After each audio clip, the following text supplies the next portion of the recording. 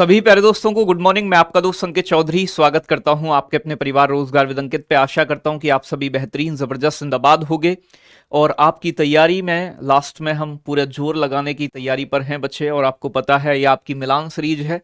GS को आपकी और भी स्ट्रांग बनाने के लिए लास्ट में ये आपके लिए रामबाण साबित हो रही है और होगी भी बेटा, ठीक है ना। एग्जाम में भी आपको यहां से क्वेश्चन मिलेंगे क्योंकि इसमें जो क्वेश्चंस आपके इंक्लूड किए गए हैं वो बहुत इंपॉर्टेंट क्वेश्चन है। तो एक बार जल्दी से सभी प्यारे बच्चे क्लास से जुड़ेंगे, फिर स्टार्ट करते हैं आज का सेशन। एक बार क्लास को लाइक शेयर कर दीजिए। और ये बच्चे एसएससी जीडी गागर में सागर सीरीज का टाइम टेबल आपके सामने है। एक बार टाइम टेबल देखोगे, मैथमेटिक्स की क्लास 31 तारीख को है। जिन बच्चों को ना पता हो एक बार स्क्रीनशॉट ले लीजिएगा। ये क्लास आपके लिए अंतिम समय में बेहतरीन क्वेश्चंस के कंटेंट से मतलब आपको और भी कॉन्फिडेंस दिलाएंगी और एग्जाम में क्वेश्चन भी देखने को मिलेंगे बच्चे। तो दोनों चीजें यहां साथ साथ होने वाली हैं। तो एक बार सभी प्यारे बच्चे क्लास से जुड़े और आज की क्लास का आनंद लें। क्वेश्चंस बहुत इंपॉर्टेंट है, सीधे सीधे क्वेश्चन आपके एग्जाम में आपको देखने को मिलेंगे। बात समझ में आ रहा है? तो स्टार्ट करते हैं आज का सेशन बिना किसी देरी से। और पहला क्वेश्चन आपके सामने आता हुआ ये कह रहा है गलत कथन को चुनिएगा।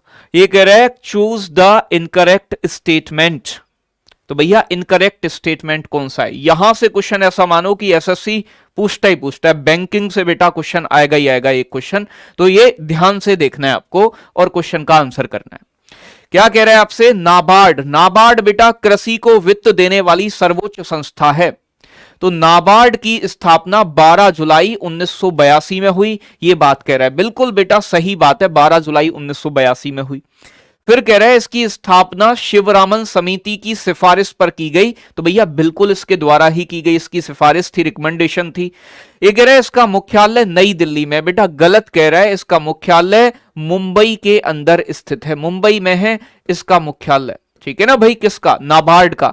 और नाबार्ड की फुल फॉर्म क्या होती है? राष्ट्रीय कृषि एवं ग्रामीण विकास बैंक, यानी कि national bank for agriculture and rural development. तो बेटा ये बात भी बिल्कुल सही है, ठीक है ना भाई।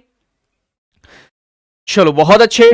तो यहां चीजों को थोड़ा सा समझना है आपको। तो क्या होगा करेक्ट आंसर बच्चे?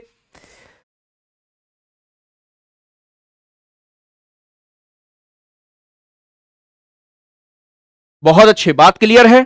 तो क्या हो जाएगा बच्चे? नाबार्ड का मुख्यालय मुंबई के अंदर स्थित है, ना कि दिल्ली के अंदर। तो ये इसका गलत ऑप्शन हो जाएगा। गलत कथन का चयन कीजिए। आरआरबीज को बोलते हैं बेटा रीजनल रूरल बैंक, यानी कि क्षेत्रीय ग्रामीण बैंक। आपने सुना होगा नाम इनका, बहुत पूछा जाता है। तो क्षेत्रीय ग्रामीण बैंक, रीजनल रूरल बैंक, ठीक है ना भाई। क्षेत्रीय ग्रामीण बैंक गांव में बैंकिंग सुविधा उपलब्ध कराने के लिए इनको लाया गया था, ठीक है ना भाई। चलो भाई बहुत अच्छे, गजब एकदम। सभी बच्चे आंसर करेंगे, क्या होगा करेक्ट आंसर?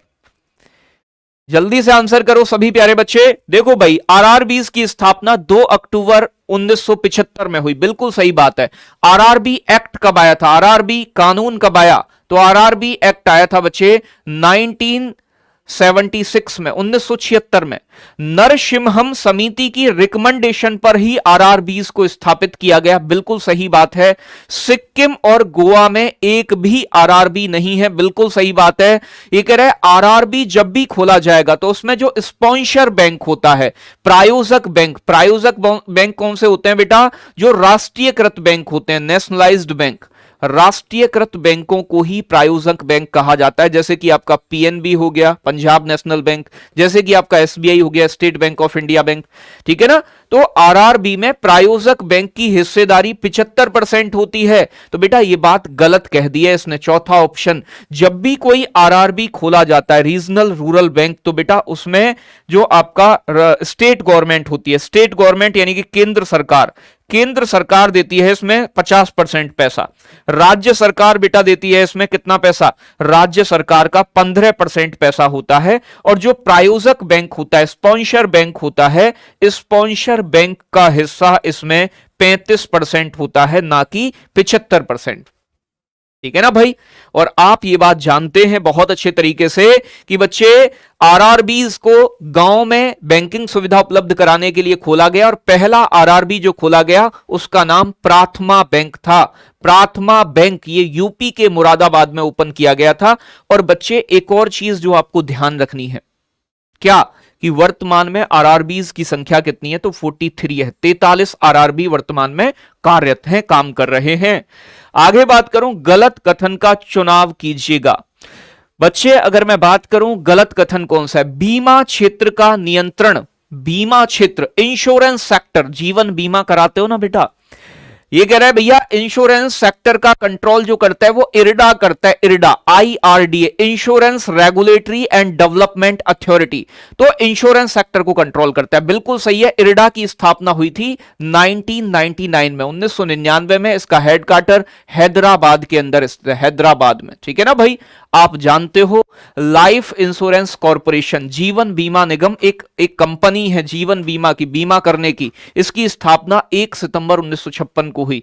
14 बैंकों का राष्ट्रीयकरण, जिनकी पूंजी बेटा कितनी थी, 50 करोड़ से ज्यादा थी, 50 करोड़ से ज्यादा पैसा था जिनके पास। इंदिरा गांधी ने 14 बैंकों को सरकारी बना दिया 1969 में।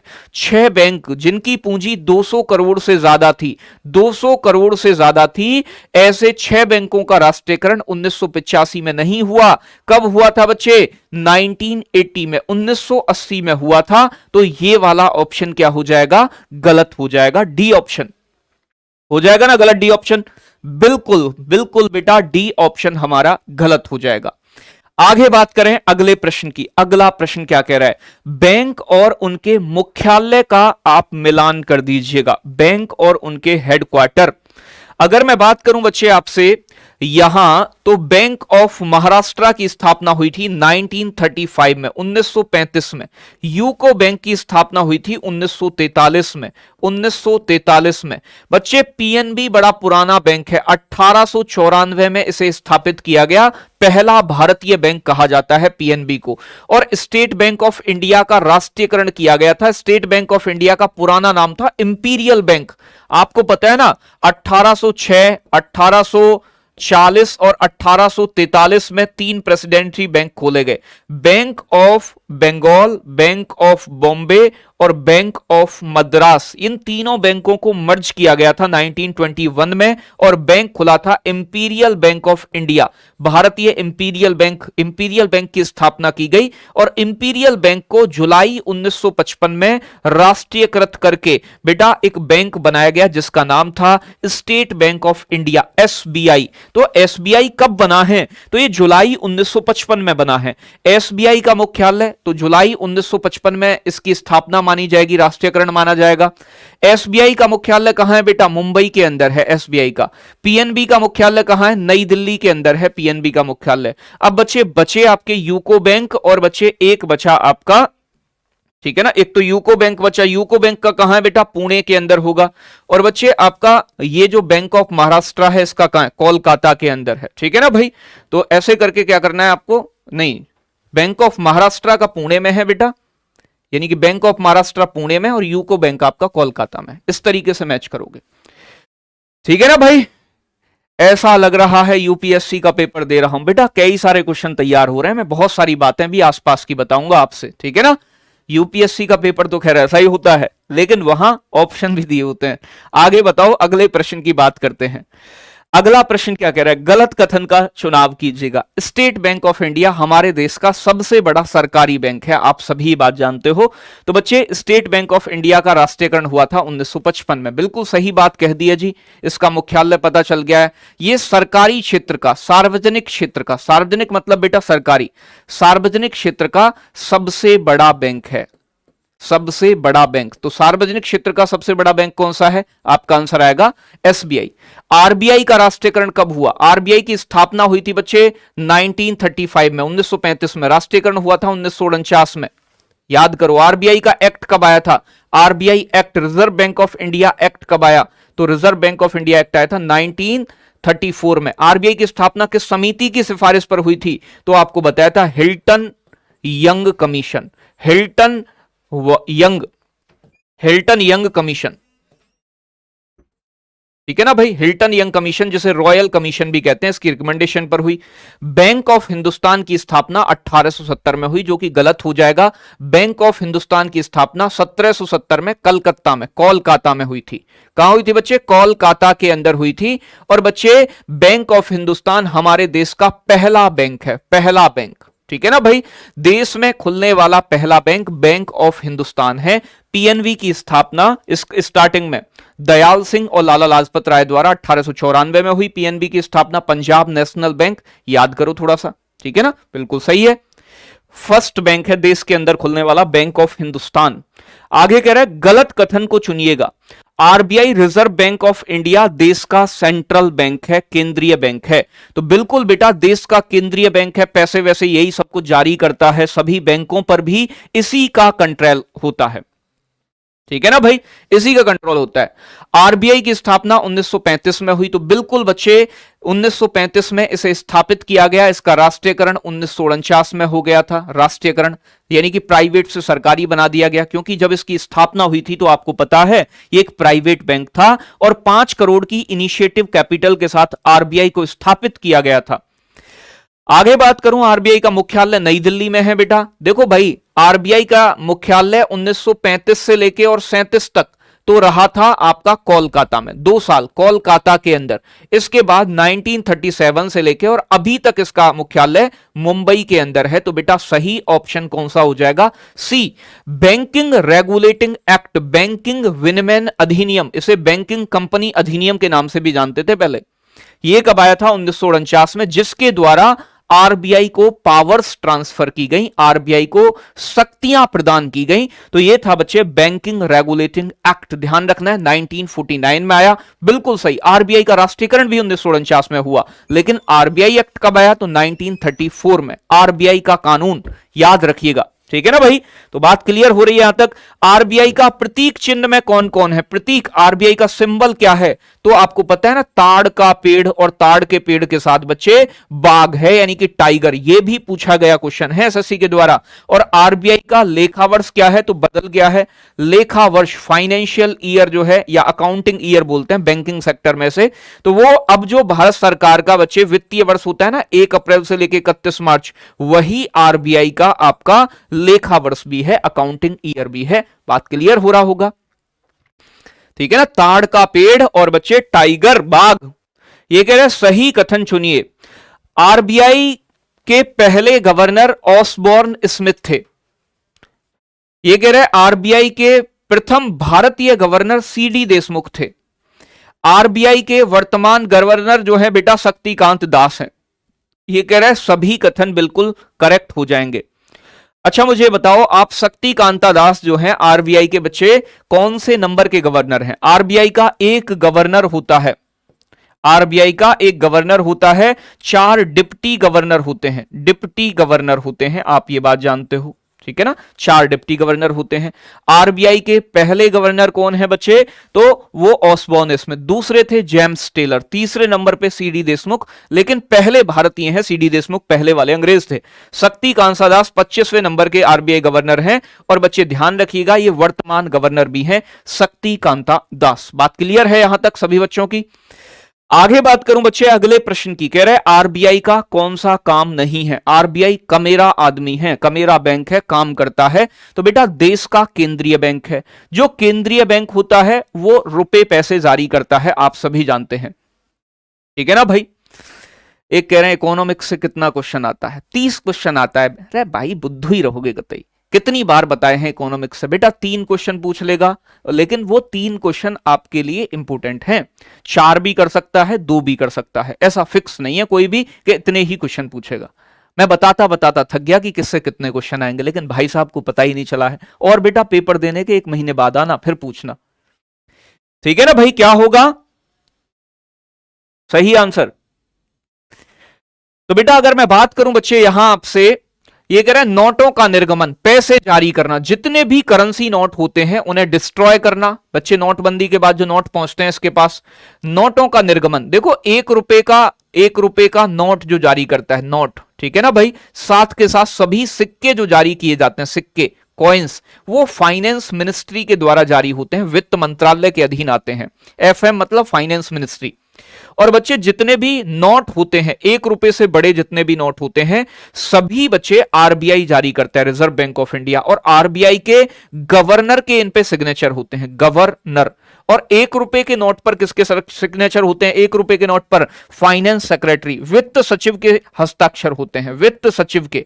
याद रखिएगा, यह बात भी पूछ ली जाती है कि 1 रुपए के नोट पे कौन सिग्नेचर करता है, 10 रुपए के नोट पे कौन करेगा? तो आरबीआई गवर्नर करेगा, याद रखो। ठीक है ना भाई। चलो, यहां क्या होगा? सरकार के बैंक के रूप में काम। बेटा सरकार को पैसे वैसे की जरूरत होती है तो सरकार को बैंक देता है। बैंकों का भी बैंक है, बैंकों को कंट्रोल करना और बैंकों को पैसे देना।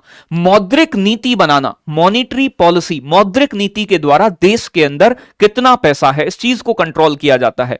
तो मॉनिटरी पॉलिसी कौन बनाता है बेटा? Reserve bank of India. Exam में सीधा सा क्वेश्चन बनेगा, मौद्रिक नीति से बहुत क्वेश्चन पूछे जाते हैं। तो आज मैं रेपो रेट, सीआरआर, एसएलआर, ये सारी चीजें आपको बताने वाला हूं। जनता का पैसा जमा करना। बेटा जनता का पैसा आरबीआई जमा नहीं करता क्योंकि ये सेंट्रल बैंक है। जनता का पैसा जो जमा होता है वो कॉमर्शियल बैंकों में होता है, वाणिज्यिक बैंकों में। जैसे कि आप पीएनबी में जमा करते हो, ठीक है ना, आप एसबीआई में जमा करते हो, एग्जाम्पल के तौर पे आप एक्सिस बैंक में जमा कर देते हो, आप एचडीएफसी में जमा करते हो। ये एचडीएफसी और एक्सिस प्राइवेट बैंक है, पीएनबी एसबीआई सरकारी बैंक है। बात समझ में आ रहा है? तो ये चीज ध्यान रखिएगा। आगे बात करूं बच्चे अगले प्रश्न की। प्रश्न क्या कह रहा है? मुद्रास्फीति कब होती है? आपको मैंने थोड़ा सा कल भी एक आधा क्वेश्चन बताया, 2-3 क्वेश्चन आज भी डिस्कस करेंगे। इन्फ्लेशन, महंगाई। तो महंगाई का मापन 2 आपके सूचकांक हैं, डब्ल्यूपीआई और CPI. WPI wholesale price index, CPI consumer price index, उपभोक्ता मूल्य सूचकांक। भारत में आरबीआई सीपीआई पर मापता है, वैसे भारत में होलसेल प्राइस पे मापती है महंगाई। महंगाई कब होती है? जब गुड्स एंड सर्विसेज, वस्तु एवं सेवाओं की कीमतें लगातार बढ़ें। वस्तु एवं सेवाओं की कीमत, गुड्स एंड सर्विसेज के जो प्राइस हैं वो बढ़ें बेटा, कीमत बढ़े इनकी। और बेटा जब भी कीमत बढ़ती है तो आप जानते हो बेहतर तरीके से कि मुद्रा की जो कीमत है, मुद्रा की जो कीमत है वो कम हो जाती है, घट जाती है। तो ये कह रहा है भाई समय के साथ कीमतों में सामान्य वृद्धि। ये कह रहा है कीमतों के स्तर में समय समय पर कमी। बेटा कमी नहीं, महंगाई का मतलब वृद्धि होता है। ये कह रहा है समय के साथ उत्पादन स्तर में बढ़ेगी, उत्पादन बढ़ेगा। बेटा उत्पादन बढ़ेगा, उत्पादन से क्या लेना देना है हमें? तो उत्पादन बढ़ेगा फिर तो महंगाई कम होगी, तो इसका मतलब ये भी गलत हो जाएगा। ये कह रहा है पैसे के क्रय मूल्य में वृद्धि होती है। बेटा मैंने तो आपको बताया पैसे की कीमत जो है, परचेजिंग पावर, वो कम होती है, ये तो बढ़ा रहा है। तो बच्चे ए ऑप्शन यहां पर करेक्ट हो जाएगा। ऐसे क्वेश्चन भी आपको देखने को मिलेंगे। अगला प्रश्न क्या कह रहा है? अगला प्रश्न कह रहा है बच्चे आपसे, मुद्रास्फीति में सबसे ज्यादा लाभ किसको होता है, फायदा किसे होता है? फायदा बेटा मैंने आपको बताया था कि प्रॉफिट यानी कि महंगाई बढ़ेगी तो कुछ लोगों को लाभ होगा, कुछ लोगों को नुकसान। तो जो लाभ वाले लोग हैं, लाभ वाले लोग में कौन थे? एक तो थे आपके उत्पादक, जो किसी चीज का उत्पादन करते हैं, जो पैसा उधार लेता है, ऋणी, ठीक है ना भाई। साथ के साथ व्यापारी, ट्रेडर, व्यापारी भी लाभ में रहते हैं, ठीक है ना। लेकिन सबसे ज्यादा लाभ किसे होता है? जो ऋण लेता है, पैसे उधार लेता है, ठीक है ना। किसान भी किसमें होता है? किसान बेटा, किसान भी आपका फायदे में होता है, किसान को भी फायदा होता है। नुकसान में कौन होते हैं? कंज्यूमर, उपभोक्ता। उपभोक्ता कोई चीज महंगी खरीदेगा। निश्चित आय वर्ग, फिक्स इनकम ग्रुप, निश्चित आय वर्ग किसमें होगा? नुकसान में होगा बच्चे आपका, जिनकी इनकम फिक्स है, जैसे कि सरकारी नौकरी वाले, पेंशनर हो गए जिन्हें और स्कॉलरशिप मिलती है, कुछ भी मिलती है, ठीक है ना भाई। और ऋणदाता किसमें होगा? नुकसान में, जो पैसे उधार दे रहा है, ऋणदाता, ठीक है ना भाई। ऋणदाता नुकसान में रहता है, क्रेडिटर नुकसान में रहता है, और बच्चे डेब्टर जो होता है, ऋणी जो होता है, वो फायदे में होता है। तो सबसे ज्यादा फायदा यहां किसको होने वाला है? सी को होने वाला है बेटा। किसको होने वाला है? यानी कि ऋणी को सबसे ज्यादा प्रॉफिट होने वाला है। चलो आगे बात करें अगले प्रश्न की। यह कह रहे हैं मुद्रास्फीति जनित मंदी अवधि है। मैंने याद आपको बताई थी, याद होगा, मुद्रास्फीति जनित मंदी को स्टैगफ्लेशन कहा जाता है। स्टैगफ्लेशन क्या है? स्टैगफ्लेशन इकोनॉमी की एक कंडीशन है, स्थिति है, कैसी स्थिति है भाई? यानी कि जब अर्थव्यवस्था के अंदर तीन चीजें एक साथ हों, यानी कि इन्फ्लेशन बहुत ज्यादा हो, अनएम्प्लॉयमेंट बहुत ज्यादा हो और इकोनॉमिक ग्रोथ रेट बहुत कम हो, यानी कि बच्चे उत्पादन बहुत कम हो रहा हो, जीडीपी बहुत बढ़ रही हो, आर्थिक विकास कम हो, बेरोजगारी ज्यादा हो, महंगाई ज्यादा हो। महंगाई और बेरोजगारी का अधिक होना और आर्थिक विकास का, इकोनॉमिक ग्रोथ का कम होना ही स्टैगफ्लेशन की कंडीशन होती है। डिफ्लेशन का मतलब है इन्फ्लेशन का उल्टा। बात समझ में आई? मंदी को कहते हैं। तो ये कह रहा है लगातार उच्च मुद्रास्फीति। मुद्रास्फीति मतलब महंगाई के साथ उच्च बेरोजगारी, ज्यादा बेरोजगारी। पहला ही ऑप्शन मिल गया है, बाकी देख लेते हैं। ये कह रहा है लगातार उच्च महंगाई के साथ कम बेरोजगारी, गलत हो जाएगा। ये कह रहा है लगातार कम मुद्रास्फीति, गलत हो जाएगा। दोनों चीज ज्यादा होती है, इन्फ्लेशन और अनएम्प्लॉयमेंट।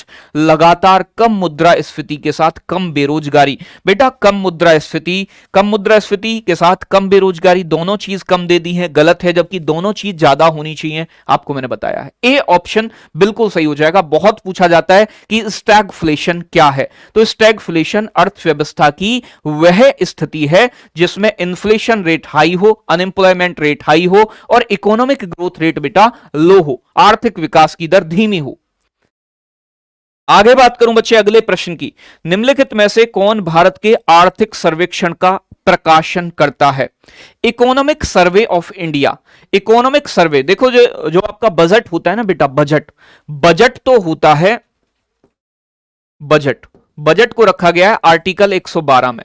आर्टिकल 112 में बजट के बारे में बताया गया है। देखो आने वाले साल का सरकार की आय और व्यय का लेखा जोखा, आय और व्यय का लेखा जोखा कहलाता है बजट। आपका बात क्लियर है? तो बजट मतलब आय और व्यय का लेखा जोखा होता है, बिल्कुल, बहुत बढ़िया बात है। लेकिन बजट तो आने वाली साल का स्टेटमेंट है, जो पिछली साल है, बीत गया है जो साल। बजट 1 फरवरी को वित्त मंत्री प्रस्तुत करता है लोकसभा में। बात समझ में आ रहा है? अगर मैं बात करूं आर्थिक सर्वेक्षण, इकोनॉमिक सर्वे तैयार किया जाता है डीईए के द्वारा, डिपार्टमेंट ऑफ इकोनॉमिक अफेयर्स।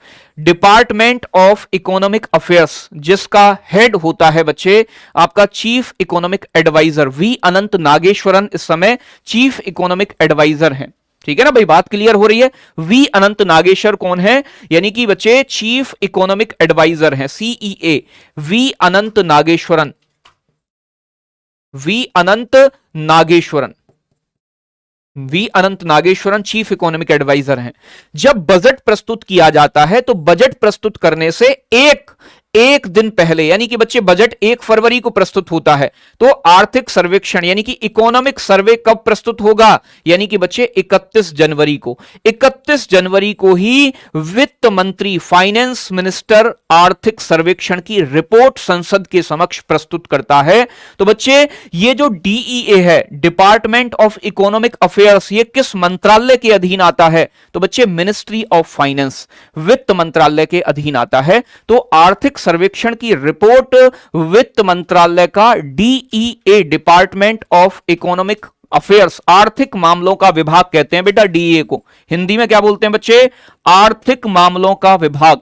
आर्थिक मामलों का विभाग, ठीक है ना भाई? क्या कहा जाता है? आर्थिक मामलों का विभाग कहा जाता है, डिपार्टमेंट ऑफ इकोनॉमिक अफेयर्स। बात क्लियर है सभी को भैया? समझ में आ रहा है ना? जल्दी से बताओ एक बार। बेटा क्वेश्चन अब ऐसा नहीं है कि एकदम हल्के हल्के से पूछे जाते हैं, इसीलिए मैं सारी चीजें जो भी क्वेश्चन के आसपास की बन सकती है ना, मैं सभी बता रहा हूं आपको। तो ये सारी चीजें आपको ध्यान रखनी है। आगे कह रहा है सकल राजकोषीय घाटा क्या है? तो बेटा देखो, राजकोषीय घाटा को फिजिकल डेफिसिट कहते हैं। एक राजकोषीय नीति भी होती है, राजकोषीय नीति वित्त मंत्रालय बनाता है। मौद्रिक नीति आपका कौन बनाता है? Reserve bank of India. राजकोषीय नीति और मौद्रिक नीति के द्वारा अर्थव्यवस्था के अंदर पैसे की सप्लाई को कंट्रोल किया जाता है, जिससे कि प्राइस कंट्रोल में रहे, मूल्य में स्थिरता बनी रहे। यह बात ध्यान रखनी है। देखो घाटा कब होता है? घाटा कब होता है बेटा? घाटा तब होता है जब आपका एक्सपेंडिचर, व्यय ज्यादा हो और आप आपकी आय कम हो। मैंने कहा आपका खर्च है 100 रुपए, आपकी इनकम है 80 रुपए, तो आपको बेटा 20 रुपए का घाटा हो गया। तो ये तो सामान्य है। अगर सरकार की इनकम कम हो और एक्सपेंडिचर ज्यादा हो तो उसे बजट डेफिसिट कहते हैं। लेकिन आजकल बजट डेफिसिट कम पूछा जाता है, राजकोषीय घाटा ज्यादा पूछते हैं। तो राजकोषीय घाटा यह बताता है कि सरकार को इस वित्तीय वर्ष में कितना पैसा उधार लेने की आवश्यकता होगी। इसे फिजिकल डेफिसिट कहा जाता है। देखो, सरकार की जो इनकम होती है बेटा, इनकम आय दो प्रकार की होती है और खर्च भी दो प्रकार का होता है। व्यय जो होता है, एक तो होता है आपका राजस्व व्यय। राजस्व व्यय एक होता है बेटा पूंजीगत व्यय, पूंजीगत व्यय, ठीक है ना भाई। और एक जो इनकम होती है वो भी दो प्रकार की होती है। एक होती है राजस्व आय जो कर वगैरह से प्राप्त हो, राजस्व आय, और एक होती है पूंजीगत आय, पूंजीगत आय। बात समझ में आ रहा है? राजस्व इनकम और पूंजीगत। पूंजीगत इनकम में सरकार की उधारी भी शामिल रहती है, उधार जो सरकार पैसा लेती है। तो जब भी आप राजकोषीय घाटा निकालते हो तो राजकोषीय घाटा बराबर होता है सरकार का कुल व्यय, दोनों प्रकार का खर्चा अगर ज्यादा है सरकार की आय से। आय कौन सी? आय राजस्व वाली शामिल करेंगे और पूंजीगत वाली शामिल करेंगे। लेकिन पूंजीगत वाली में हम जो आपकी सरकार ऋण लेने वाली है ना, उन ऋणों को हटा देंगे, यानी कि ऋण को इसमें शामिल नहीं किया जाता है। बात क्लियर है? तो क्या होगा? कुल व्यय, यानी कि आपसे कह रहा है कि टोटल एक्सपेंडिचर, राजकोषीय घाटा क्या है? कुल व्यय प्लस, बेटा कुल व्यय माइनस होगा, तो प्लस वाले तो आप आंख बंद करके ऐसे ही गलत कर दो दोनों। अब दो ऑप्शन बचे हमारे, टोटल एक्सपेंडिचर यानी कि कुल बचे व्यय माइनस, कुल व्यय में दोनों प्रकार के व्यय आ जाएंगे, राजस्व और पूंजीगत, माइनस राजस्व प्राप्तियां जो आपका रेवेन्यू रिसिप्ट है, और गैर ऋण से सज्जित, गैर ऋण से, बिना ऋण के, जो ऋण नहीं लिया है उससे प्राप्त पूंजीगत प्राप्तियां यानी कि कैपिटल रिसिप्ट। तो बेटा बिल्कुल सही हो जाएगा आपका बी ऑप्शन, आंख बंद करके, कि सरकार की कुल खर्च, और कुल खर्च में से ऐसा खर्च छोड़ के, यानी कि ऐसी रिसिप्ट छोड़ के जो ऋण से प्राप्त होनी है उसे ही कहा जाता है। ठीक है ना भाई?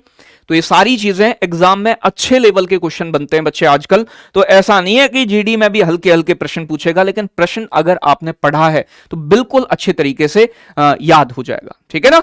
यहां बात करूं मैं, निम्नलिखित में से कौन सी राजकोषीय नीति का घटक नहीं है? अब देखो चीजें समझो जो मैं आपको बता रहा हूं। राजकोषीय नीति जो बनाता है, फिजिकल पॉलिसी बोलते हैं, वो वित्त मंत्रालय बनाता है। वित्त मंत्रालय बनाता है राजकोषीय नीति। फिजिकल मतलब आपका जो फिजिकल पॉलिसी है, राजकोषीय नीति है, वो फाइनेंस मिनिस्ट्री बनाती है। राजकोषीय नीति का भी उद्देश्य क्या होता है? कि देश का विकास हो और देश में कीमत स्थिर बनी रहे। महंगाई बहुत ज्यादा बढ़ेगी तो बेटा दिक्कत होगी, महंगाई थोड़ी थोड़ी बढ़ती है, अच्छी होती है। तो बच्चे अगर मैं बात करूं, यहां आपसे वित्त मंत्रालय बनाता है, यह बजट से जुड़ी होती है राजकोषीय नीति आपकी। तो इसमें सरकार कितना पैसा खर्च कर रही है यह भी राजकोषीय नीति का टूल है, क्योंकि सरकार के खर्च का और इनकम का ही तो एस्टीमेट होता है बजट, और राजकोषीय नीति बजट से संबंधित है। यह कह रहा है सार्वजनिक ऋण, यानी कि सरकार कितना ऋण ले रही है, जितना ऋण लेगी सरकार उतना ज्यादा पैसा खर्च करेगी, तो यह भी राजकोषीय नीति का उपकरण है। कराधान, टैक्सेशन, सरकार टैक्स बढ़ाएगी बेटा तो यानी कि जनता को ज्यादा पैसा सरकार को देना पड़ेगा, टैक्स कम करेगी तो ज्यादा पैसा जनता के पास बचेगा, कम टैक्स देना पड़ेगा। तो ऊपर वाले तीन भी बच्चे, ये तीनों के तीनों आपके राजकोषीय नीति के उपकरण हैं। व्यापार जो है बच्चे आपका, ये राजकोषीय नीति का उपकरण नहीं है, ट्रेड यानी कि व्यापार हो जाएगा। अगर आपको क्लास अच्छी लग रही हो तो बेटा ये लाइक वाला ऑप्शन जो है ना, ये यूट्यूब वालों ने आपके लिए बनाया, तो फिर लाइक वाइक कभी कभी कर दिया करो, ठीक है ना? तो ये काम कर देना चाहिए अगर क्लास में तुम्हें लग रहा है कि भाई चीजें देखो। क्वेश्चन मैं इसलिए लेके आया हूं ऐसे कि भाई क्वेश्चन समझना पड़ता है इकोनॉमिक्स में। यहां मैच वाले क्वेश्चन ज्यादा बन नहीं पाते हैं, तुम्हें समझना पड़ेगा कि क्वेश्चन पूछ क्या रहा है। और क्वेश्चन अगर आप समझ गए, क्योंकि यहां कॉन्सेप्ट काम करता है बच्चे, बिना कॉन्सेप्ट की चीजें चलती नहीं है। निम्नलिखित में से कौन सी राजकोषीय नीति तैयार करता है? अभी बताए थे आपको बेटा, अगर आपसे पूछे मौद्रिक नीति कौन बनाता है, तो मौद्रिक नीति बनाने का काम, मॉनिटरी पॉलिसी, मौद्रिक नीति बनाने का काम है आरबीआई का। मौद्रिक नीति के टूल्स होते हैं जैसे कि bank rate, repo rate, reverse repo rate, CRR, SLR, अभी डिस्कस करेंगे। SEBI, securities and exchange board of India, मैंने आपको बताया था 1988 में स्थापित हुआ। इसका काम क्या है? ये बच्चे शेयर मार्केट को कंट्रोल करता है, शेयर बाजार को, शेयर मार्केट को कंट्रोल करता है SEBI. Securities and exchange board of India, IRDA, IRDA, insurance regulatory and development authority, 1999 में स्थापित हुआ, हैदराबाद में हेडक्वार्टर है, हैदराबाद में बीमा सेक्टर को कंट्रोल करता है, हैदराबाद के अंदर हेडक्वार्टर है, याद करो थोड़ा सा। फाइनेंस मिनिस्ट्री क्या बनाती है? Physical policy. राजकोषीय नीति किससे संबंधित होती है? बजट से संबंधित है बेटा, बजट से। इसके अंदर क्या ध्यान दिया जाता है कि देश का आर्थिक विकास हो और साथ के साथ बच्चे सारी चीजें बढ़िया तरीके से चलती रहें। तो बच्चे आगे बताना है योजना आयोग की स्थापना की। देश में बेटा योजना बनाई जानी है, तो योजना बनाने के लिए एक प्लानिंग कमीशन की स्थापना की गई। वो कब की गई थी? बहुत पूछा जाता है ऐसा क्वेश्चन। तो आप सभी जानते हैं कि प्लानिंग कमीशन को लाया गया 15 मार्च 1950 में, 1950 में लाया गया प्लानिंग कमीशन। ये एक नॉन कॉन्स्टिट्यूशनल बॉडी थी, गैर संवैधानिक निकाय था। इसका काम था सरकार को योजना बना के देना, तो डी ऑप्शन करेक्ट हो जाएगा। लेकिन यही ध्यान रखना है कि योजना आयोग का पदेन जो अध्यक्ष होता था वो पीएम होता था। पहले अध्यक्ष कौन थे? नेहरू जी थे पहले अध्यक्ष। और योजना आयोग के अंतिम अध्यक्ष कौन होंगे बच्चे? अंतिम अध्यक्ष मोदी जी होंगे, मोदी जी, नरेंद्र मोदी जी, ठीक है ना भाई। तो मोदी जी ने ही तो योजना आयोग को समाप्त किया है। योजना आयोग के उपाध्यक्ष भी होते थे, उपाध्यक्ष। उपाध्यक्ष बेटा पहले वाले कौन है? तो नाम होगा गुलजारी लाल नंदा, गुलजारी लाल नंदा, गुलजारी लाल नंदा पहले उपाध्यक्ष थे। अंतिम उपाध्यक्ष भी पूछ सकता है और इंपोर्टेंट भी है, नाम है मोंटेक सिंह अहलूवालिया। मोंटेक सिंह अहलूवालिया अंतिम उपाध्यक्ष हैं, मोंटेक सिंह अहलूवालिया। गुलजारी लाल नंदा पहले उपाध्यक्ष हैं योजना आयोग के। तो ये बात आपको ध्यान रखनी है। काम क्या था? प्लान बनाना, योजना बनाना इसका काम था, ठीक है ना भाई। क्वेश्चन नंबर 13 में दिक्कत है कुछ, तो एक बार देख लेंगे, कोई दिक्कत नहीं है भाई। एक बार देखो, यहां कह रहा है कि भाई, ये कह रहा है कुल व्यय, कुल खर्च माइनस आपका राजस्व प्राप्तियां। चलो ठीक है बेटा, नहीं यही सही होगा। देखो भाई, ये टोटल इनकम है मेरे प्यारे बच्चे, टोटल। एक तो राजस्व इनकम और पूंजीगत इनकम, दोनों को जोड़ते हैं, लेकिन करों को हटा देते हैं पूंजीगत इनकम में से। तो इसका बी ऑप्शन ही करेक्ट होगा, गलत नहीं है। तो आप गलत पढ़ रहे हो अगर पढ़ रहे हो तो बच्चे, यहां राजस्व इनकम में से गैर ऋण से सृजित पूंजीगत प्राप्तियां, पूंजीगत प्राप्तियों को थोड़ी ना घटाएंगे, पूंजीगत प्राप्तियों में से ऋण को घटाएंगे, जो ऋण सरकार को लेना है। तो सरकार के कितना ऋण लेना है ऐसे ही बताता है, ठीक है ना भाई। बात क्लियर है। अगले प्रश्न पे चलते हैं। यह कह रहा है निम्नलिखित में से कौन सा कर भारत में प्रत्यक्ष कर नहीं है? प्रत्यक्ष कर नहीं है, डायरेक्ट टैक्स नहीं है, बताओ जल्दी से। देखो भैया, कॉर्पोरेट टैक्स जो होता है, कॉर्पोरेट टैक्स याद करो, टैक्स दो प्रकार के हैं। एक मतलब आपका एक डायरेक्ट होते हैं, यानी कि डायरेक्ट टैक्स ऐसे टैक्स हैं बच्चे जिन पर लगते हैं, भार भी उन्हीं पर होता है, वही पे करते हैं। और एक इनडायरेक्ट टैक्स होते हैं, इनडायरेक्ट, ठीक है ना भाई। इनडायरेक्ट टैक्स, अप्रत्यक्ष कर। देखो डायरेक्ट वाले जो हैं ये किसी की इनकम पर लगेंगे, इनकम पर। और ये जो लगेंगे इनडायरेक्ट वाले, ये गुड्स एंड सर्विसेज पे लगते हैं, वस्तु एवं सेवाओं पे लगते हैं, वस्तु एवं सेवा। अगर किसी व्यक्ति की इनकम हो रही है तो इनकम टैक्स लगता है, डायरेक्ट है बच्चे। मिनिमम अल्टरनेटिव टैक्स, न्यूनतम वैकल्पिक कर, केंद्र सरकार का एक डायरेक्ट टैक्स है। निगम कर किसी कंपनी की आय पर लगता है, डायरेक्ट टैक्स है। वस्तु एवं सेवा कर, गुड्स एंड सर्विस टैक्स कैसा है? अप्रत्यक्ष कर है, अप्रत्यक्ष कर। और जब ये बच्चे आया तो इसने बहुत सारे टैक्सों को हटा दिया है, आप ये बात जानते हो। तो गुड्स एंड सर्विस टैक्स अप्रत्यक्ष कर है। भारत में कब लागू हुआ? 1 जुलाई 2017 में लागू हुआ था। ये बच्चे आपका टैक्स, जीएसटी, जीएसटी से क्वेश्चन पूछे जाने की पूरी संभावना है। तो जीएसटी से जुड़े हुए जो भी प्रश्न बनते होंगे, सारी चीजें हम आज की क्लास में डिस्कस कर रहे होंगे, ठीक है ना भाई। आगे बात करूं बच्चे अगले प्रश्न की। अगला प्रश्न क्या कहता है आपसे? ये कह रहा है निम्नलिखित में से किस वस्तु या सेवा कर पर जीएसटी नहीं लगता है? किस वस्तु या सेवा पर जीएसटी नहीं लगता है? तो जीएसटी बेटा सबसे पहले कहां लागू हुआ फर्स्ट टाइम? तो देश के अंदर सबसे पहले जीएसटी लागू हुआ था असम, असम ने अपनी विधानसभा से पास किया। दूसरे नंबर पे पास किया था बच्चे आपका बिहार ने, सेकंड नंबर पे बिहार में लागू हुआ। सबसे लास्ट में कहां लागू हुआ था जीएसटी? तो आपका आंसर क्या आना चाहिए बच्चे? लास्ट में लागू हुआ था बेटा जीएसटी आपका जम्मू कश्मीर में, जम्मू कश्मीर में। बात समझ में आ रहा है? बहुत बढ़िया, सभी बच्चों का आंसर आ रहा है। देखो, ऑटोमोबाइल पे जीएसटी लगता है, बिल्कुल लगता है जी। सैलून सेवाएं, बिल्कुल लगता है। रेस्टोरेंट सेवाएं, सर्विसेज हैं, रेस्टोरेंट में खाना खाने जा रहे हो, जीएसटी लगता है। शराब अल्कोहल पर बेटा जीएसटी नहीं लगता है। इस पर राज्य का उत्पाद शुल्क लगता है, उत्पाद शुल्क लगाती है, प्रोडक्शन टैक्स लगाती है, उत्पाद शुल्क लगता है बेटा इस पर।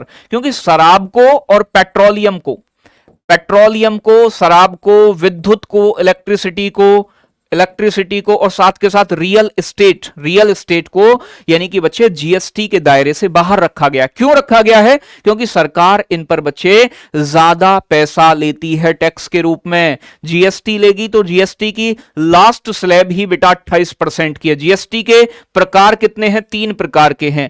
एक सीजीएसटी होता है, आप जानते हो। एक बच्चे आपका एसजीएसटी होता है, स्टेट जीएसटी, और एक होता है इंटीग्रेटेड जीएसटी, आईजीएसटी। तो ये 3 प्रकार हो जाते हैं जीएसटी के, आपके ध्यान रखिएगा, ठीक है ना भाई। आगे बात करूं बच्चे अगले प्रश्न की। प्रश्न क्या कह रहा है? निम्नलिखित में से भारत में जीएसटी वस्तु एवं सेवा कर काउंसिल के अध्यक्ष कौन होते हैं? बताओ जल्दी से। जीएसटी जो काउंसिल है बेटा, जीएसटी काउंसिल, जीएसटी परिषद, तो याद करो थोड़ा सा, जीएसटी परिषद का आर्टिकल क्या है? किस आर्टिकल के तहत जीएसटी परिषद की स्थापना की गई है? तो ध्यान रखना है 279 के क्लॉज ए के तहत जीएसटी काउंसिल को स्थापित किया गया है। जीएसटी काउंसिल के टोटल मेंबर होते हैं बेटा 33। और जीएसटी काउंसिल में मैं बात करूं आपसे तो राज्यों के और यूनियन टेरिटरीज के फाइनेंस मिनिस्टर और केंद्र के वित्त मंत्री इसमें शामिल होते हैं। और मैं अगर बात करूं अच्छी आपसे तो केंद्र का जो वित्त मंत्री होता है, केंद्र का जो फाइनेंस मिनिस्टर होता है, वो जीएसटी काउंसिल का अध्यक्ष होता है। जीएसटी कर में अगर कोई भी बदलाव होना है तो वो जीएसटी काउंसिल ही करती है। और अगर मैं बात करूं बच्चे यहां आपसे तो जीएसटी काउंसिल में राज्यों को जो वोटिंग का अधिकार है वो 2/3, 2/3 हिस्सा वोटों का किसके पास है? राज्य के पास। और केंद्र सरकार को इसमें 1/3, यानी कि केंद्र सरकार का जो हिस्सा है वोटिंग में वो 1/3 है। ये बात ध्यान रखनी है। तो केंद्र का जो फाइनेंस मिनिस्टर होता है, यूनियन फाइनेंस मिनिस्टर जो होता है, वो इसका अध्यक्ष होता है। और अगर मैं बात करूं बच्चे, एग्जाम में क्वेश्चन पूछा गया जीएसटी काउंसिल के पहले अध्यक्ष कौन थे? कमेंट करके बताना है।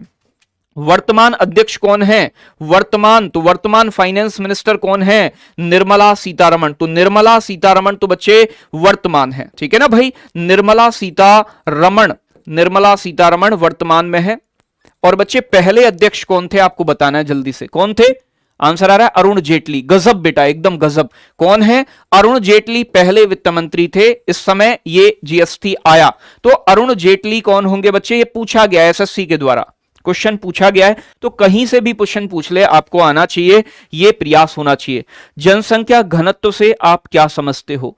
जनसंख्या घनत्व, पॉपुलेशन डेंसिटी, तो पूछेगा ऐसे करके क्वेश्चन भी पूछ लेता है कि भैया जन्म दर क्या होती है, या फिर आपसे पूछेगा सेक्स रेशियो क्या होता है, लिंगानुपात, तो 1000 लोगों पर कितनी महिलाएं हैं, पुरुषों पर वो लिंगानुपात है। पॉपुलेशन डेंसिटी क्या है? जल्दी से बताएंगे एक बार सभी बच्चे। सभी प्यारे बच्चों का आंसर आना स्टार्ट हो गया है। बी ऑप्शन बता रहे हैं, बी ऑप्शन। ये कह रहे हैं भाई कि प्रति वर्ग किलोमीटर में रहने वाले लोगों की संख्या को ही पॉपुलेशन डेंसिटी कहा जाता है, जनसंख्या घनत्व कहते हैं। बिल्कुल सही है। जनसंख्या घनत्व कितना रहा है देश का? 382 प्रति वर्ग किलोमीटर। बिहार का सबसे ज्यादा था, बिहार का राज्यों में बिहार का कितना था? 1106, आपको याद होगा, बताया था मैंने। और बच्चे सबसे कम किसका था? अरुणाचल प्रदेश का, केवल 17 वर्ग किलोमीटर, 17 वर्ग किलोमीटर। और यूनियन टेरिटरी में सबसे ज्यादा किसका था? दिल्ली का था। दिल्ली का था 11,300 कुछ करके था बच्चे, 11,300 के आसपास कुछ रहा है। और मैं आपसे बात करूं सबसे कम यूनियन टेरिटरी में किसका है? अंडमान निकोबार का पॉपुलेशन डेंसिटी है, इसका 46 है, 46 व्यक्ति प्रति वर्ग किलोमीटर इसकी पॉपुलेशन डेंसिटी रही है। आगे बात करूं बच्चे, कह रहे हैं आपसे प्रथम पंचवर्षीय योजना का मुख्य उद्देश्य भारत में कृषि की स्थिति को सुधार करना है। यह योजना किस वर्ष लागू हुई? तो बेटा पंचवर्षीय योजनाओं की कहानी ऐसी है कि हमने जो नियोजन है उसे रशिया से अडॉप्ट किया है, यूएसएसआर से नियोजन की प्रक्रिया, और इसे समवर्ती सूची में शामिल किया है। तो सरकार देश के विकास के लिए सोच के पहले से ही प्लान बनाती है, जिसे प्लानिंग या फिर योजनाओं का निर्माण कहते हैं। और आपको पता है कि रशिया के एक लीडर थे जोसेफ स्टालिन, उन्होंने सबसे पहले योजनाओं को लागू किया। जब वहां योजनाओं से फायदा हुआ तो भारत ने भी सोचा कि क्यों ना योजना हम भी बनाएं। और आप सभी बेहतर तरीके से जानते हो कि पहली जो पंचवर्षीय योजना थी वो हेराल्ड डॉमर मॉडल पर आधारित थी, हेराल्ड डॉमर मॉडल पर आधारित थी। और मेरे प्यारे बच्चे, ये जो स्टार्ट हुई 1951 में स्टार्ट हुई और 1956 तक चली है, ठीक है ना। आप सभी जानते हैं बेहतर तरीके से इसमें कृषि पर ध्यान दिया गया, इसमें कई सारे बांध बनाए गए बेटा, बांध बनाए गए, आईटीआई खोले गए। और यहीं 1952 में यूएसए के सहयोग से कम्युनिटी डेवलपमेंट प्रोग्राम यानी कि सामुदायिक विकास कार्यक्रम 1952 में इसी योजना के तहत चलाया गया था, याद होगा आपको। तो बच्चे क्या हो जाएगा करेक्ट आंसर? 1951 में टोटल कितनी पंचवर्षीय योजना बनी है? 12 पंचवर्षीय योजना बनी है। 12वीं पंचवर्षीय योजना अंतिम पंचवर्षीय योजना थी। 12वीं पंचवर्षीय योजना का कार्यकाल आप मुझे बताओगे कमेंट करके कि क्या कार्यकाल रहा है 12th 5 ईयर प्लान का, ठीक है ना भाई। और आप बेहतर तरीके से जानते हो कि पहली पंचवर्षीय योजना के बाद दूसरी पंचवर्षीय योजना आई, जिसका टाइम पीरियड 1956 से लेके कब तक होगा? 61 तक होगा, जिसमें उद्योगों पर ध्यान दिया गया, पीसी महालनोबिस मॉडल पर आधारित थी। तीसरी पंचवर्षीय योजना 1961 से 66 तक चली है बच्चे, इसमें उद्योग और कृषि दोनों पर ध्यान दिया गया। आगे बात करूं नंबर तीसरी पंचवर्षीय योजना के बाद 1966 तक चलेगी। 1966 से लेके बच्चे और 1969 तक 69 तक देश में मतलब 3 वार्षिक योजनाएं लाई गई, जिसे हम योजना अवकाश कहते हैं। इसके बाद 1969 में चौथी पंचवर्षीय योजना स्टार्ट होती है और इसका कार्यकाल रहता है बच्चे आपका 1974 तक, 74 तक। इसके बाद पांचवी पंचवर्षीय योजना आती है जो 1974 से लेके 1978 तक केवल 4 साल चलती है। मोरारजी देसाई की सरकार बनती है 1978 में और इंदिरा गांधी की सरकार गिर जाती है, जिसके बाद 1974 में पांचवी पंचवर्षीय योजना केवल 5 साल की पंचवर्षीय योजना रहती है, ठीक है ना। और इंदिरा गांधी ने गरीबी हटाओ का नारा भी पांचवी पंचवर्षीय योजना में दिया और पांचवी पंचवर्षीय योजना के अंदर ही 20 सूत्री कार्यक्रम पॉवर्टी एलिवेशन के लिए लेके आया गया इंदिरा गांधी के द्वारा। आपातकाल भी इंदिरा गांधी ने पांचवी पंचवर्षीय योजना में 1975 में लगाया था, ठीक है ना। फखरुद्दीन अली अहमद उस समय के राष्ट्रपति थे, याद होगा। अगला क्वेश्चन बताओ जल्दी से, क्या कह रहे हैं क्वेश्चन? मैंने कुछ कह दिया है?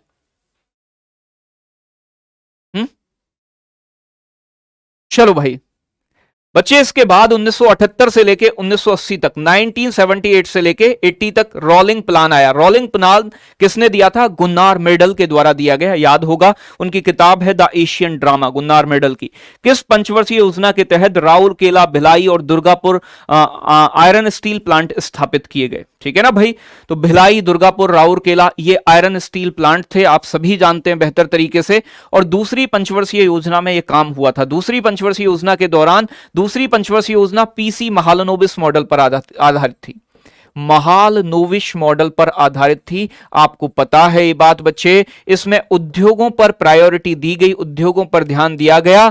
और बच्चे इसी के अंदर दुर्गापुर, भिलाई और राउरकेला की स्थापना की गई, ये बात भी आप जानते हैं। और इसी दूसरी पंचवर्षीय योजना ने भारत में मिश्रित अर्थव्यवस्था को अपनाया गया, मिश्रित अर्थव्यवस्था, ठीक है ना भाई। तो ये बात भी आपको ध्यान रखनी है कि मिक्स इकोनॉमी भारत ने कब अपनाई, तो आपका आंसर आएगा बच्चे यही दूसरी पंचवर्षीय योजना के दौरान।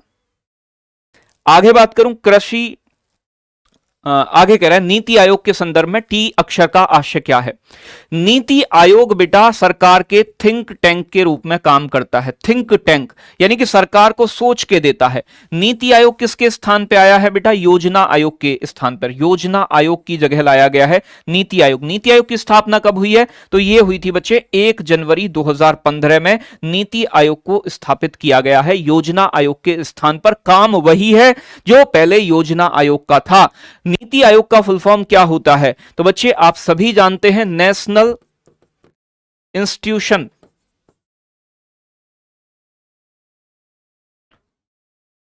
फॉर ट्रांसफॉर्मिंग इंडिया,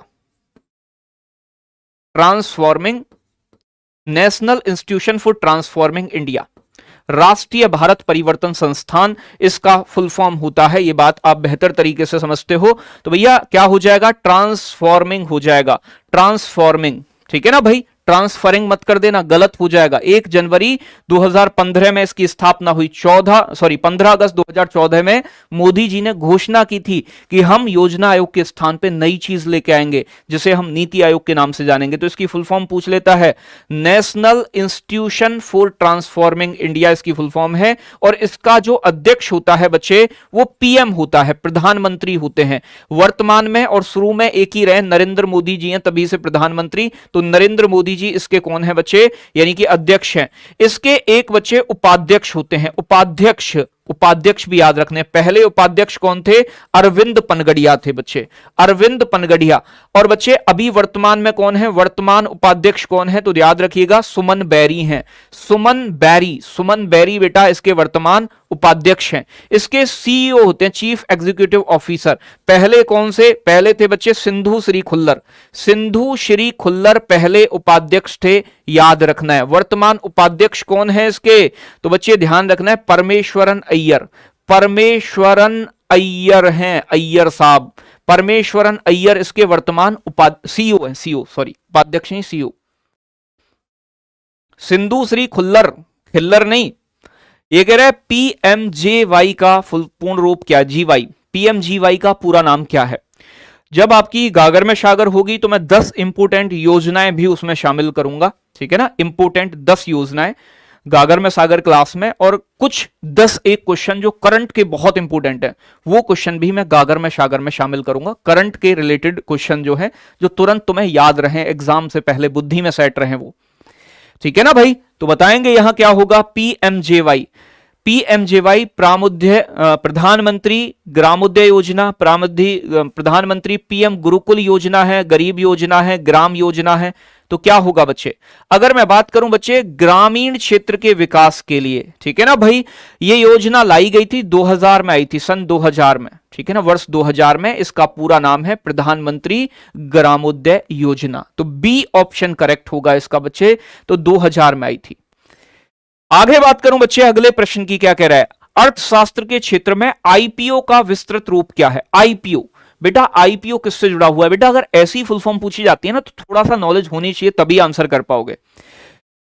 आईपीओ का फुल फॉर्म क्या है, आपको याद हो थोड़ा सा, मैंने आपको आईपीओ के बारे में बताया था, आपको मैंने एफपीओ के बारे में बताया था। एफपीओ आपको मैंने, देखो भाई, वो एफडीआई और एफपीआई तो अलग है, एफपीआई कहीं उससे जोड़ने लग जाओ।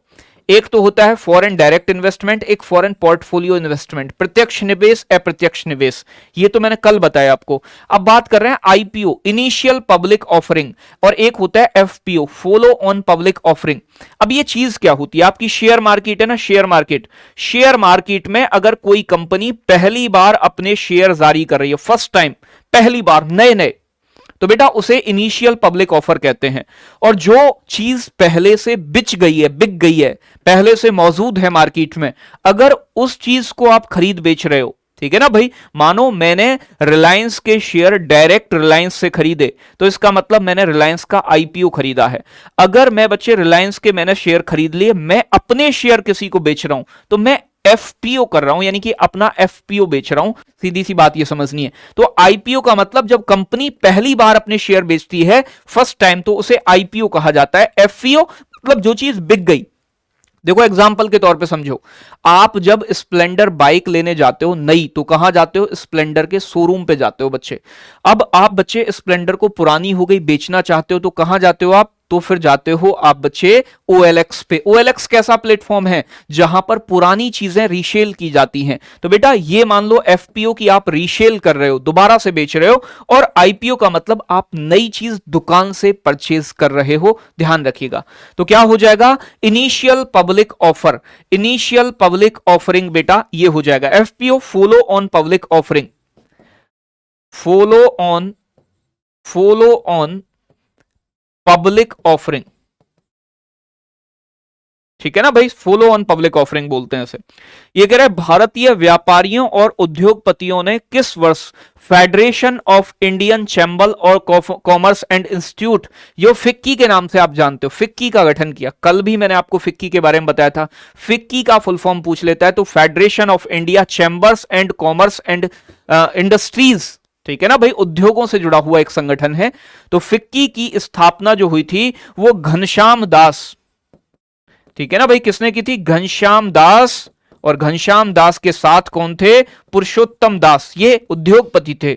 ठीक है ना भाई, पुरुषोत्तम दास द्वारा की गई। गांधी जी के कहने पे इन्होंने फिक्की को स्थापित किया था। कब? 1927 में, 1927 में फिक्की की स्थापना हुई। गांधी जी की रिकमेंडेशन पर इन दोनों लोगों ने मिलकर बच्चे फिक्की को स्थापित किया था। आगे बात करूं बच्चे, कह रहे किसी अर्थव्यवस्था में मुद्रास्फीति निरंतर बढ़ रही हो तो केंद्रीय बैंक क्या कर सकता है? केंद्रीय बैंक कौन सा है बेटा? Reserve bank of India, RBI हमारा सेंट्रल बैंक है। अगर देश के अंदर महंगाई बढ़ रही है तो आरबीआई कंट्रोल करता है। किसके द्वारा कंट्रोल करता है? मौद्रिक नीति के द्वारा। तो मौद्रिक नीति कौन बनाता है? आपको मैंने कई बार बताया है, राजकोषीय नीति, मौद्रिक नीति, तो बच्चे रिजर्व बैंक ऑफ इंडिया बनाता है। मौद्रिक नीति के कुछ टूल होते हैं, जैसे कि बैंक रेट हो गया, रेपो रेट हो गया बच्चे, रिवर्स रेपो रेट आरआरआर, एक हो रहा है बच्चे आपका सीआरआर, कैश रिजर्व रेशियो, एक होता है बच्चे एसएलआर, स्टैट्यूटरी लिक्विडिटी रेशियो, एक होता है बच्चे MSF, marginal standing facility, MSF, और एक होता है ओपन मार्केट ऑपरेशन, खुले बाजार की क्रिया, ओपन मार्केट ऑपरेशन। तो ये सारे टूल्स जो हैं बेटा, ये किसके हैं? मौद्रिक नीति के। इनके द्वारा आरबीआई मौद्रिक नीति को कंट्रोल करता है, मौद्रिक नीति बनाता है, महंगाई को कंट्रोल करता है। ये कह रहे हैं अर्थव्यवस्था में मुद्रास्फीति बढ़ रही है। तो पहले ये समझो जो चीजें दी गई हैं, बैंक रेट वो रेट होता है जिस पर आरबीआई पैसे उधार देता है कॉमर्शियल बैंकों को लॉन्ग टर्म के लिए। बच्चे रेपो रेट वो दर होती है जिस पर आरबीआई पैसे उधार देता है कॉमर्शियल बैंकों को शॉर्ट टर्म के लिए, थोड़े समय के लिए। बच्चे रिवर्स रेपो रेट वो रेट होती है जिस पर आरबीआई पैसे लेता है, यानी कि कॉमर्शियल बैंक अपने पैसे जमा कराते हैं आरबीआई के पास। बात ध्यान से समझनी है।